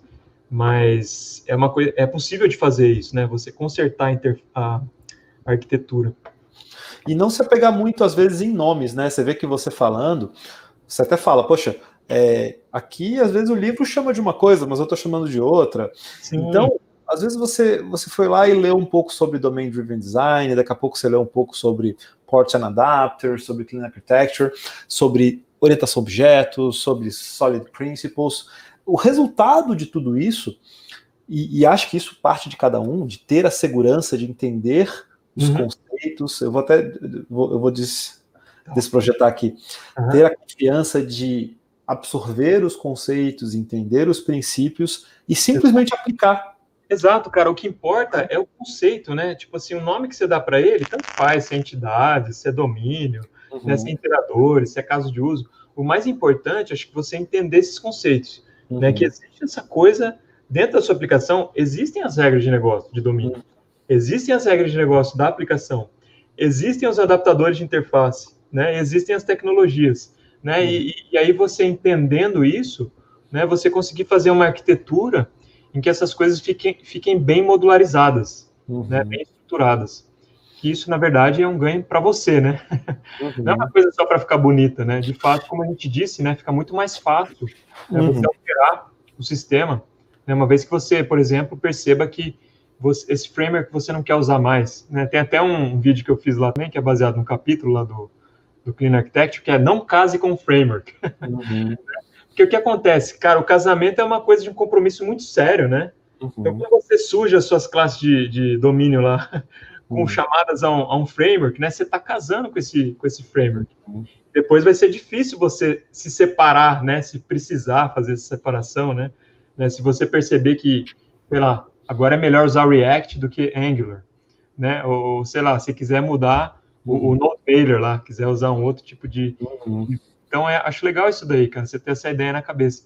É claro, né, cara, a gente tem que ser pragmático, né? Às vezes não dá para você fazer um negócio completamente desacoplado. E até, custaria muito caro, né? Custaria mais caro do que daqui a pouco mudar de framework, né? Exatamente. Né? Então, é isso, né, cara? Acho que o bom senso, né? O desenvolvedor tem que usar de bom senso, o arquiteto, né?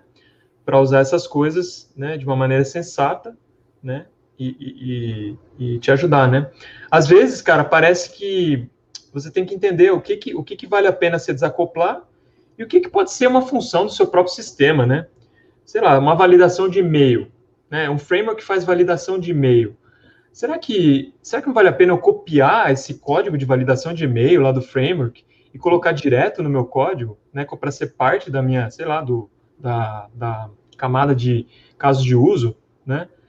Acho que não vejo tanto problema nisso, né? E é engraçado, cara, que até às vezes eu vou desenvolvendo, né, esse negócio do validador de e-mail, né? Eu fiquei imaginando um codine para TypeScript. Eu faço lá os casos de teste, né? Então, assim, é um negócio legal que dá para pensar para fazer mais para frente, né? Obviamente que é uma coisa bem difícil, né, de fazer. Mas isso, né, cara? Então, eu tenho essa ideia bem pragmática, né? Mas eu acho que você tem que usar esses conceitos, cara, que o pessoal desenvolveu essas coisas na prática mesmo, né? Tipo assim, tendo as dores mesmo, né? De não fazer essas coisas. E vem cá, o teu teste de unidade, nesse caso, ele vai interagir, então, com os teus, com a tua camada de caso de uso, de interactors, e aí você vai passar, então, uma implementação para o banco de dados, para o e-mail service, que obviamente fique em memória, moque o comportamento. Seria alguma coisa nessa linha? Então, cara, eu acho que vale até a pena aqui eu mencionar o Rodrigo Manguinho, né, que é um cara espetacular, que acho que vale a pena se você quiser chamar ele aqui também. Tá aí, ó, ele tá aí, ó. Ah, ele tá aí, ó. Então, cara, e eu fiz o curso dele, né, cara, e de fato, eu tô usando muitas das coisas que ele faz lá no curso, né, e o Manguinho segue esse estilo de TDDista moqueiro, né, que é o cara que moca tudo, né, então, realmente, para você fazer o teste isolado daquele caso de uso, o ideal é você não mandar o repositório em si, né, você mocar esse repositório, e do jeito que tá aqui, eu fiz isso, né, tá tudo, assim, os testes de unidade são isolados mesmo, né, então, se precisa de alguma coisa, eu estou mocando, né? Estou usando um fake object, né? Então, por exemplo, para mandar e-mail, se eu mandasse e-mail toda vez que eu rodasse o caso de teste, ia ser um negócio estranho, né? Então, assim, eu não mando e-mail, né? Eu só simulo o comportamento, né, do serviço de e-mail, quando esse e-mail é mandado, né? E quando falha o envio de e-mail. Né? Então, eu estou mocando esses dois cenários, né? E aí eu vejo como que o meu caso de uso consegue se comportar nesses dois cenários, né? Então, é interessante, né, cara? Tem TDDista, não sei se você já ouviu falar do TDDista clássico, que é o cara que usa o objeto, né, quando ele não é muito complexo, ele usa o objeto real, né? E o moqueiro que vai mocando tudo, né? Então, é legal isso daí, você pensar também, né? Talvez em algum momento, vale a pena você usar o objeto mesmo, né? Não do e-mail, né? Senão toda vez que você rodar lá... Já aconteceu aqui, já. Já aconteceu, né? O que são esses 300 e-mails aqui chegando? Não, rodar o teste com o servidor ligado. Ainda mais quando você bota o watch lá no Jest, né? Que ele, toda vez que salva, ele roda o teste, né? Nossa, pior ainda. Mas eu acho que tem que seguir muito aquela pirâmide de teste, né? Eu acho que os de unidade, realmente, para você ter até performance, né? Porque é um problema bom. Os testes, leva 10 minutos para rodar os testes. Que bom, pode não levar tempo nenhum e você não ter teste, né? Também é um ponto de vista, né? É um problema excelente para resolver. Agora, eu acho que o teste de unidade, ele vai realmente rodar rápido, ele vai mocar recursos como banco de dados, qualquer tipo de interação com APIs, com file system, com DNS, com o que quer que seja.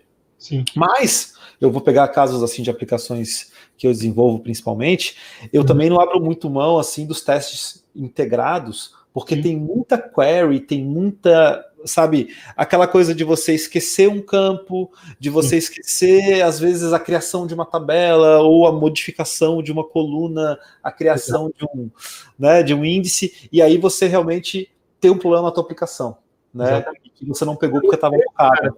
Tem um problema de você está usando um framework que você não conhece, você nunca usou aquele negócio. Né? Então, eu acho legal que tem um padrão de teste lá do TDD, que é o Learning Test. Né? Que é, tipo, toda vez que você vai usar a primeira coisa, um framework e tal. Então, por exemplo, para usar o Node Mailer, eu nunca tinha usado o Node Mailer. Né? Então, como é que funciona esse negócio? Aí eu fui lá e criei testes, né, que realmente mandam.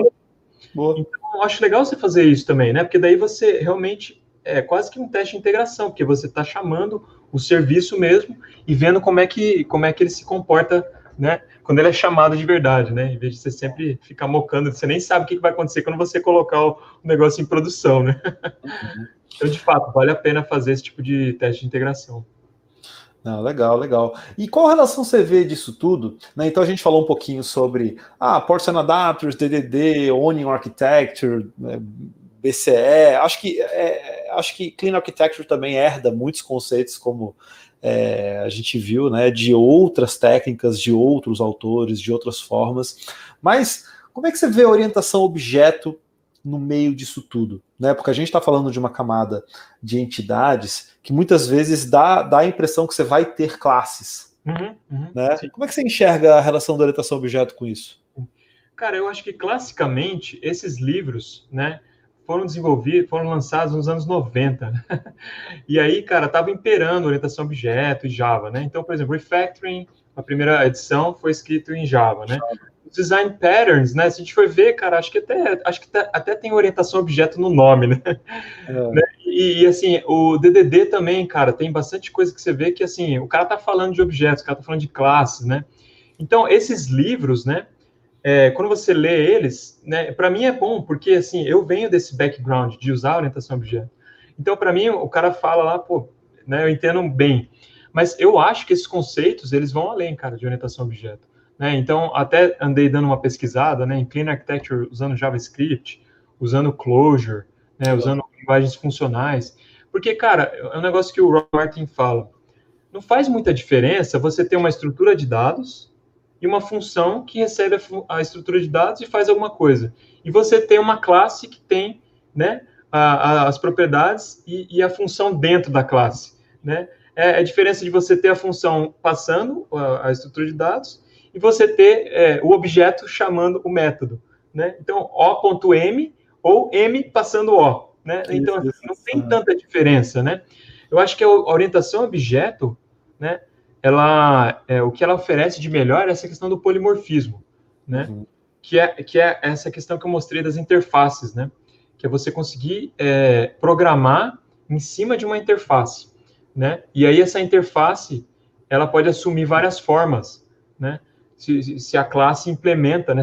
Você pode ter várias diferentes classes que implementam essa interface, com diferentes tecnologias, né? E aí você pode passar diferentes objetos, né? Basta que essa classe, né, tenha essas operações que estão na interface. Então, esse me parece ser o maior ganho, né? E, cara, se você vê bem, né, Ports and Adapters, Clean Architecture, eu acho que se resume muito a você saber fazer inversão de dependência, usando polimorfismo, né? Basicamente, cara, em vez de chamar o negócio, você usa uma interface, né, e chama o método, e chama as operações da interface, né? E depois você implementa as tecnologias, né? Você implementa classes concretas, né, que implementam essa interface. Então, sabendo fazer isso, me parece que é muito fácil você implementar esse tipo de arquitetura, né? Eu vejo isso como essência. Então, assim, nesses livros, acaba aparecendo que o negócio é, assim, para orientação a objeto. Mas eu acredito que esses conceitos todos, eles são aplicáveis, né, para os outros paradigmas. E, de fato, aqui a gente está usando programação estruturada também. Né? A gente pode usar programação funcional, né? Então, em alguns lugares lá, a gente pode usar map, né? Principalmente se a gente está usando TypeScript, JavaScript, né? E o legal é o Clojure lá, né? Que o Uncle Bob gosta de falar que é a linguagem preferida dele, né? Que tem programação orientada a objetos, então você pode fazer esse tipo de interface, mas é mais assim, puramente funcional, né? Então você não tem a questão das atribuições que podem te pegar na questão da concorrência, né? Que volta lá na conferência do UPSLA, que o Martin Fowler falou, a concorrência vai pegar vocês. Né? E me parece que o paradigma funcional ajuda muito nisso, né? Porque você não tem a questão das variáveis mutáveis, né? Você tem a questão da imutabilidade, então isso ajuda muito, né, na questão da concorrência. Então é isso, cara, eu acho que esses conceitos, eles vão além, né, mas me parece que vale a pena você usar os três paradigmas, né? Os três paradigmas básicos aí, que é estruturado, orientado a objetos e funcional. E aí você pega o bom desses três, né? Cada ferramenta eu acho que resolve um problema, né? A gente falou de SQL, né? Você falou do teu relacionamento com o banco de dados lá no início. E assim, sendo bem honesto, não existe nada melhor do que SQL para você interagir com um banco relacional e extrair o melhor dele. Exatamente. Então, às vezes, a pessoa quer rejeitar a capacidade de uma certa ferramenta e eu vou abraçar um ORM, por exemplo. Sim. Um framework de mapeamento objeto relacional. Uhum. Claro, num projeto pequeno, um projeto simples, um projeto às vezes que não tenha um modelo de dados muito complexo, tá, vai funcionar. Sim. Tem casos que não vai, a maior parte dos casos talvez não vá. Né? Você vai se ver usando um ORM talvez só para mapear talvez algumas entidades, talvez para facilitar um insert, um update, que está longe de ser o problema. O problema é você ter que extrair dado de 8, 9, 10 tabelas, fazer junções complexas muitas vezes, e isso num tempo de processamento que ainda seja aceitável, sabe? Extraindo o melhor do tipo de banco de dados que você está usando. Então, assim, acho que cada cada ferramenta que a gente tem, ela serve para uma coisa e ela deve ser usada para esse propósito, né? Então, combinar tudo isso, pô, nada melhor do que combinar muito bem SQL, né? Na sua camada, com orientação objeto em outra camada, né? Com às vezes uma linguagem funcional para resolver um outro tipo de problema. Então, acho que no fundo é isso, sabe? É realmente, como a gente falou lá no início, né? As ferramentas estão aí para a gente usar, né? Exatamente. Cara, eu lembro que eu fiz uma disciplina de banco de dados com esse professor que eu mencionei o nome, o Caetano Traina, e aí ele falou, cara, sobre a questão de banco de dados orientado a objetos, né, versus banco de dados relacional. Ele falou, cara, esse negócio tá provado, porque o que você quer com banco de dados, cara? Você quer rapidez de acesso, de alteração, né? É isso que você quer rapidez, né? Você não quer expressividade. Né? O modelo orientado a objetos é muito bom para você modelar o seu domínio, porque ele tem mais expressividade, né? Você consegue colocar as regras de negócio, consegue colocar comportamento. Mas, cara, nada melhor do que um banco de dados relacional para você, né, fazer o armazenamento, porque ali você quer velocidade, né? Então, é isso, cara, que você falou, né? Você tem que ver qual ferramenta encaixa para qual propósito, né? E aí usar, né? Dependendo da aplicação, então não vale a pena usar relacional, vai usar um NoSQL, né? E assim por diante. Então, depende muito. Você tem um domínio que não é muito estruturado, né? Parte para um NoSQL. Eu acho que hoje até tem banco. Você pega o Postgres, que mescla muito bem. Ele é um banco que ele é relacional, mas ele também tem colunas do tipo JSON que você pode usar para guardar documento. Então, você consegue criar índice em cima disso. Você consegue fazer consulta em cima de campo que está dentro do JSON com muita performance. É um negócio realmente insano, assim, né? Então, até falando da lei de Moore, né? A gente viu que até alguns anos atrás, até acho que a década passada, né? A velocidade dos processadores aumentava muito, até chegou uma hora que parou, né? Chegou uma hora que estagnou, não passa muito aí de 3 GHz, e aí a gente começa a ver o quê? Mais cores. Como é que eu programo de forma concorrente? É o que eu estava falando com o Valim sobre o uso de Erlang, sobre o uso, né, de linguagens que não tenham efeitos colaterais, que escalem de uma forma mais horizontal. Então, cara, vai ter que ver que tipo de problema você vai resolver. Exatamente, né? É isso mesmo. Né? Cada ferramenta serve para algum propósito, né? Não vai usar um martelo, né? para comer, né? Você vai usar um garfo para bater o prego lá, né? Então, vai acho que... né? Qual ferramenta é melhor para qual caso e etc, né? E acho que a grande sacada aqui dessa live é realmente olhar para tudo isso que foi mostrado e entender os porquês, né? Poxa, entender a importância que existe em desacoplar, né? Se você olhar até para as raízes, para os pilares da orientação a objeto, né? De coesão, de acoplamento. Poxa, eu quero escrever componentes que o que tem dentro dele faça sentido, né? Eu tenho que ter coesão, e ao mesmo tempo eu não tenho que ter tanta intimidade entre eles ao ponto que faça eles se tornarem rígidos, inflexíveis, e que eles se conheçam tanto que se eu mexer em um eu quebro o outro, né? Então, olha para a tua arquitetura e acha uma forma dela evoluir de forma saudável, abraçando as mudanças, né? Exatamente. Não, cara, tem muita coisa, né? E a gente tem que beber, né? É o que eu falo, igual o Newton lá, né? A gente está sob ombros de gigantes. Então, vale a pena a gente, né, realmente ir nesses caras, né? Que eu chamo de mestres Jedi, aí, os sábios, né? Do desenvolvimento de software, Martin Fowler, né? Esses caras têm muita experiência, né? O Uncle Bob falou lá que tem 40 anos, né? O cara começou a desenvolver com 12 anos, né? Então, cara, é muito legal a gente ir beber nesses caras, né? Nessa sabedoria, né? A gente aprender com os erros dos outros, né? Eu falo isso, cara, eu não sou desenvolvedor profissional, né? Eu não estou na linha de frente. Então, como é que eu faço para, né, tomar um shortcut? Eu vou ler esses caras, entendeu? Que já passaram por tudo, né? E aí, de certa forma, eu consigo ajudar o cara que está na linha de frente, né? Porque eu consigo ver isso um pouco mais de fora, né? Por não estar lá na linha de frente, né? Então, esse que eu acho que é o nosso papel também, né? Conseguir ver essas razões aí, né? Por que você faz uma coisa de um jeito, outra coisa do outro, e passar isso para o pessoal que está na linha de frente, né? E realmente ajudar. Isso aí é um serviço, assim, que eu acho muito, valioso.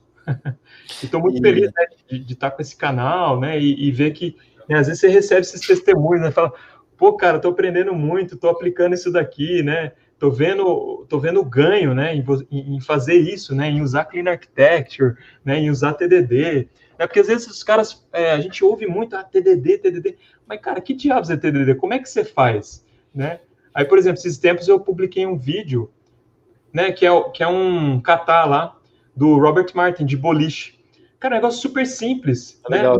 Mostrando a dinâmica do TDD, né? Faz o teste, né? Implementa a funcionalidade só para passar no teste, né? Aí, uma vez que você implementou, faz o commit, né? Para fazer o commit atômico, para ter cada incremento lá registrado lá no seu versionamento, né? E depois vai fazendo isso incrementalmente, e aí você percebe como que a funcionalidade ela vai sendo organicamente desenvolvida, né? Isso eu acho um negócio muito legal do TDD.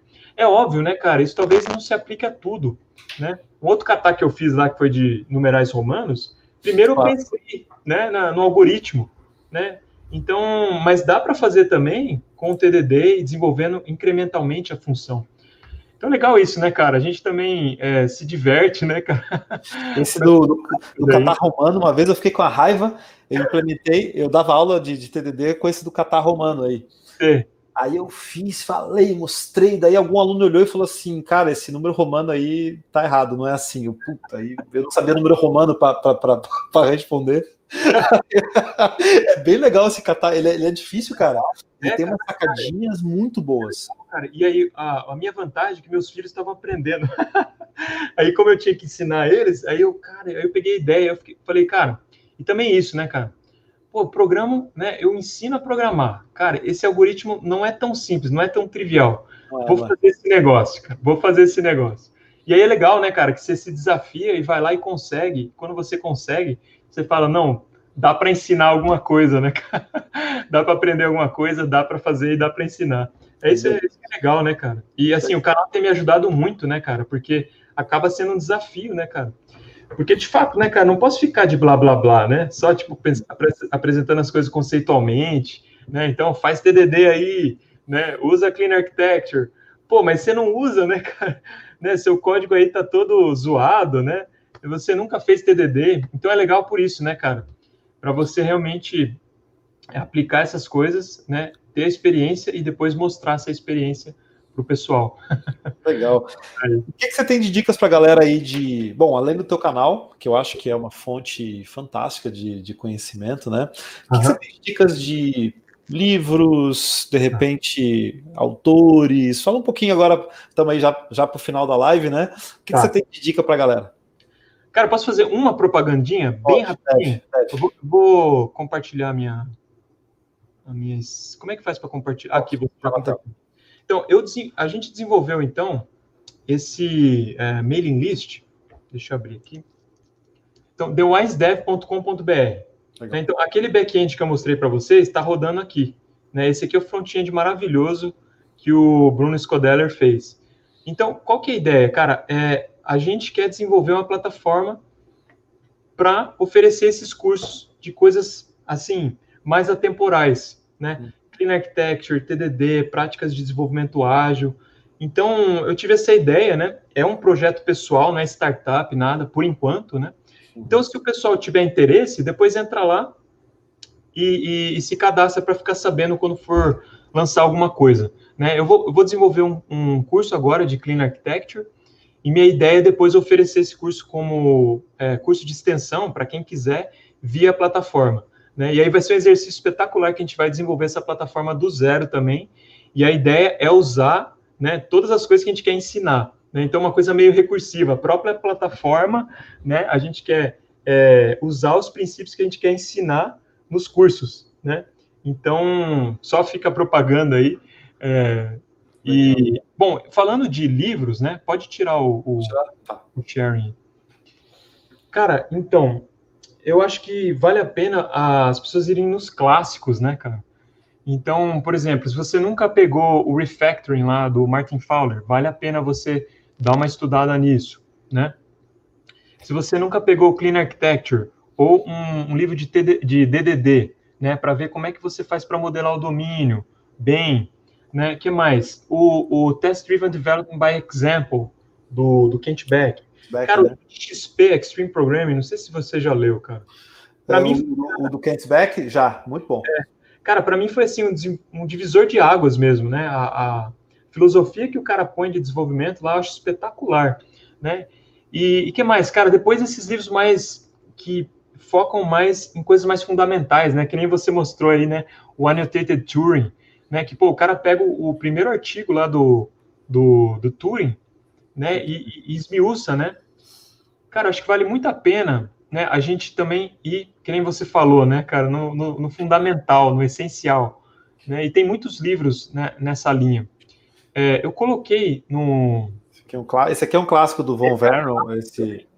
Cara, inclusive veio um cara que trabalha para o Vernon conversar comigo para ver se eu não queria entrevistar o Vernon no canal. Ah, que legal, cara. Vamos ver se vai dar certo. Então, aí, isso é uma boa. Falar de DDD, né, cara? E ele tem uma plataforma também, acho que se chama Velingo, se não me engano. Negócio bem legal. E então isso, cara, eu acho legal aí no essencial, né? Então, claro, cara, é bom você fazer curso, né? Você aprender a tecnologia, né? Aprender, cara, escovar bit mesmo lá no JavaScript, no TypeScript, no Python, né? Se é a linguagem que você usa no seu dia a dia. Mas vale a pena também você pegar esses caras mais filosóficos, entendeu? Porque eu acho que isso tem um impacto muito forte na sua carreira, né? Porque tem um impacto mais essencial, né? Que foi aquilo que a gente está falando, de acidente versus essência, né? Isso aí vai deixar o cara mais sábio, né? Na hora de desenvolver, né? Em direção a uma senioridade, né? Não tanto no título, né? Tanto importa se o cara é júnior, se o cara é sênior, mas sim na sabedoria mesmo, né? Eu acho que esses caras nos dão sabedoria mesmo no desenvolvimento. No fim, o sênior é o cara que entende os porquês, eu acho, sabe?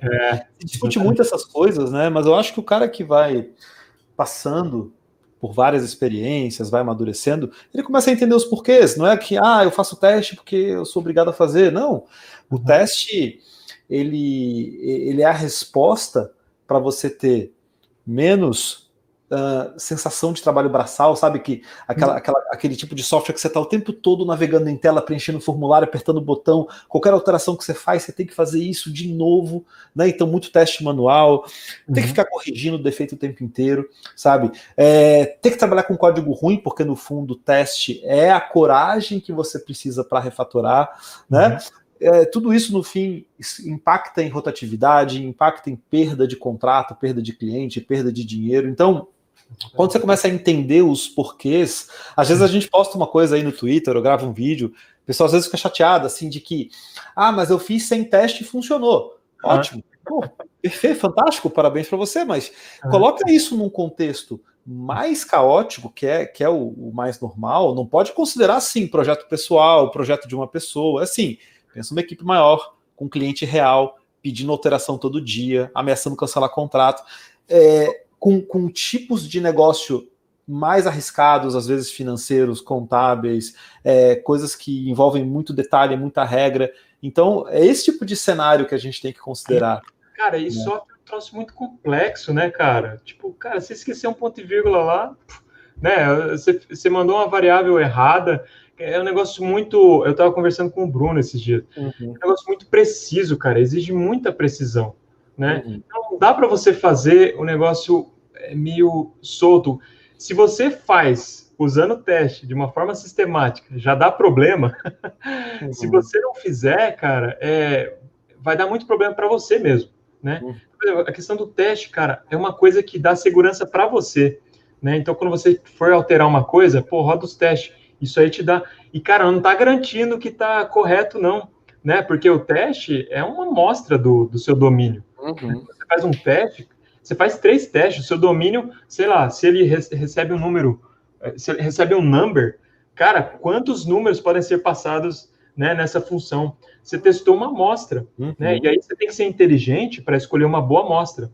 Então, eu tenho um vídeo lá que eu falo de teste baseado em classe de equivalência, que é você pensar inteligentemente em como você divide o seu domínio para escolher bons exemplos para fazer o seu teste. fazendo isso já dá pau. Se você não faz, cara, é uma coisa muito complicada mesmo. E a gente vê o impacto dos bugs, né, cara? Isso é uma coisa, assim, esses dias eu estava vendo algumas estatísticas, né? Sei lá, o sistema ficar parado por 1 hora, quantos $1.000 que a empresa perde, né? Então, cara, o impacto de um bug, né, de um defeito, é uma coisa que realmente, cara, é muito gasto, né, cara, para a empresa. Então, é uma coisa que vale a pena. Você vai perder um pouco de tempo no começo, né, para dominar essas práticas e tal. Mas é isso que você falou, cara. Não adianta você aplicar um negócio sem saber por que você está fazendo também, né? Por isso que eu acho que vale a pena você ler esses livros, para você entender, por que eu tenho que fazer TDD? Não é só porque o Rodrigo falou, não é só porque o Otávio falou, mas é porque eu entendi, né, o ganho que isso me dá, né? Então não é só uma modinha, né? Não, TDD, desenvolvimento ágil e tal, né? Porque realmente o negócio vai te dar ganho. Porque, cara, engenharia de software, né? Eu não gosto muito tem uns livros muito grandes, né, de engenharia de software que tenta cobrir tudo e acaba não cobre nada, né? Que tipo assim, claro, não tô nem criticando o autor, né? Porque livro-texto, em geral, a ideia é você cobrir tudo mesmo. Mas o Pressman, né, que é um livro bem tradicional de engenharia de software, eu acho que ele tem uma definição bem legal de engenharia de software, né, que é o uso de engenharia para desenvolver sistemas com baixo custo e alta qualidade, né? Então, cara, tudo que você estiver implementando que vai baixar o custo ou aumentar a qualidade é engenharia de software, né? Se você está aplicando uma engenharia que nem está baixando o custo e nem aumentando a qualidade, é over-engineering, né? Agora, se você não está usando engenharia para aumentar a qualidade e baixar o custo, é under-engineering. Legal. Né? Porque, cara, é uma coisa que eu acho que a gente tem que tomar mais cuidado com under-engineering do que com over-engineering, né? Que é o pessoal, às vezes, acha isso, né, cara? Você fazer testes, usar clean architecture, não, é muito over-engineering, né? Mas eu acho que o maior cuidado é com under-engineering, né? Que é não usar essas práticas, né, mínimas para você ter um mínimo de qualidade no sistema. Exatamente. Até o Marcos falou, eu quero saber que dia eu vou sair do nível júnior. Eu acho que, no fundo, é uma reflexão do quanto você entende os porquês daquilo que você está fazendo. Eu acho que é só isso. Né? Não existe níveis assim. O Elemar falou também, né, que eu achei muito legal, cara. É isso, cara, você mostrou você conseguiu diminuir o gasto ou aumentar a qualidade. Boa. Você tá subindo de nível, né, cara? E aí você pode pleitear, né, um cargo aí mais alto, né? Você pode pedir um salário, né, a mais, se você está conseguindo fazer isso, né? Então, por isso que vale a pena aprender essas coisas. Porque, de fato, você vai ter um impacto, né? E o seu chefe vai ver, o seu gerente vai ver, né, que essas coisas realmente vão impactar no negócio, né? Legal, com certeza. Otávio, considerações finais? Estamos aí no fim de live. Cara, galera, recomenda o teu canal. Imagina, cara, imagina. Agradecer mesmo pela minha primeira live aí, meu primeiro collab. Muito legal, cara. Nossa, conversa espetacular, cara. Muito bom, né? A gente poder conversar das coisas que a gente se entusiasma, né, cara? E gosta mesmo, né, cara? Então, desenvolvimento de software, para mim, é uma coisa que eu amo mesmo, né, cara? Além de ser a minha profissão, de ensinar, é um negócio que me entusiasma mesmo, né? E eu acho legal isso, né, cara? A gente poder motivar as pessoas também, né, cara? A pegar esse entusiasmo pela área, né? Então, esse que é o trabalho também que nem eu gosto muito, por exemplo, do canal do Felipe Deschamps, né, cara? Que ele é um cara que dá uma injeção de motivação do seu canal, né? Tem vários canais, né, cara? Tem muito canal legal. Código Fonte, cara, tem uma galera que eu tô começando a conhecer agora, né? Eu entrei, assim, na comunidade, né, cara, e tô mapeando mesmo. Mas eu acho muito legal esse trabalho, né, cara? E queria agradecer você, né, cara, pelo espaço, né? E isso, né, cara? Agradecer o pessoal aí por ouvir a gente, né? Por participar lá no canal, né? Se vocês quiserem, se inscrevam lá no canal, né? Para ouvir a gente falar mais de desenvolvimento de software, dessas práticas e tal. E isso, cara. Legal, cara. Não, imagina, eu que te agradeço. Acho que esse trabalho que você está fazendo é sensacional também, além de ter essa difícil tarefa de formar profissionais, que é uma responsabilidade muito grande, mas que ao mesmo tempo traz um senso de missão muito forte. Né? Isso é a vocação do professor, né, cara? Exato. Animar a galera, né, cara? Mostrar que o negócio é legal, né, cara? E, cara, a gente, na verdade, não tem muita dificuldade, né? Meu irmão me mostrou uma estatística ontem dos Estados Unidos, mas acho que vale aqui para o Brasil também, o número de formados em várias áreas e o número de vagas abrindo, né? E ciência da computação era o único que tinha menos gente formada, né, por número de vagas. Né? Então, cara, não é muito difícil motivar as pessoas a virem para essa área. Óbvio que não é só o número de vagas, né, que vai motivar as pessoas a virem para a área. Realmente, a pessoa tem que gostar, né, e tem que ter aptidão para a coisa. Mas não é muito difícil a gente motivar a galera, né, cara? E é muito legal ser professor, né, cara? Você vê a galera aprendendo e tal. De fato, cara, uma coisa que realmente é um privilégio, né? Não, sem dúvida, é um privilégio. E aí acho que quando a gente percebe que dá para ir além, né, que dá para levar conhecimento para mais gente, acho que é o caminho que você está fazendo agora no YouTube, né, de estar tá gravando. Você percebe o quão mais longe a tua mensagem pode chegar, né? Exatamente, cara, exatamente. Não, é espetacular, cara. Você vê um cara, sei lá do Nordeste, lá do Sul, né, que assiste o teu vídeo, né? E, cara, se você consegue impactar uma pessoa, né, cara, um cara que vai trabalhar melhor, com mais amor ali, né, cara, com entusiasmo, pô, isso aí já tá ganho, né, cara? Meu canal nem é monetizado, porque, assim, eu sou dedicação exclusiva, né? O professor de dedicação exclusiva nem pode ter negócio, etc, né? Então, assim, meu canal, tipo, não tô ganhando nada, negócio gratuito mesmo. Mas é legal, né, cara? Isso daí também é uma coisa que a gente é um pagamento também, né, cara? Você vê que a galera tá realmente, né, melhorando, né, na profissão, um negócio muito legal, cara, muito espetacular. Não, e de certa forma, a gente quando está fazendo live, gravando vídeo, escrevendo livro, ensinando, a gente aprende muito. Não, totalmente, cara. Acho o momento que a gente aprende, né? Nós somos os que ganhamos mais, né, cara? Porque realmente, para você ensinar uma coisa, né, você tem que aprender direito, né, cara? Sim. Então, uma das dicas que o pessoal fala, quando você quer aprender uma coisa, um dos passos é ensinar para alguém. De fato, né, cara, quando você tem que ensinar, pô, aí é que você tem que, assim, ter um domínio maior mesmo da coisa, né? Então, cara, esse ano, né, meu canal tá fazendo 1 ano amanhã. Legal. E, assim, foi espetacular. É cansativo, né, cara? Você tá, né, toda semana lá, né, eu tenho publicado 2 vídeos por semana, negócio cansativo, né, cara? Não sei se você sabe, mas eu tenho 4 filhos. eu tenho uma família grande, né? Então tem que cuidar da molecada, né? Dar aulas e não sei do que, canal do YouTube é um negócio difícil, né, cara? Mas vale a pena, né, cara? Porque eu acho que o ganho maior é nosso. Né? A gente tá aprendendo muito, né, cara? Isso. Com certeza, cara. Conhecimento é a única coisa que multiplica, né? Quando a gente divide. No fundo. Legal, cara. Otávio, queria te agradecer, cara. Obrigadão por ter vindo aqui. Acho que foi um papo super legal.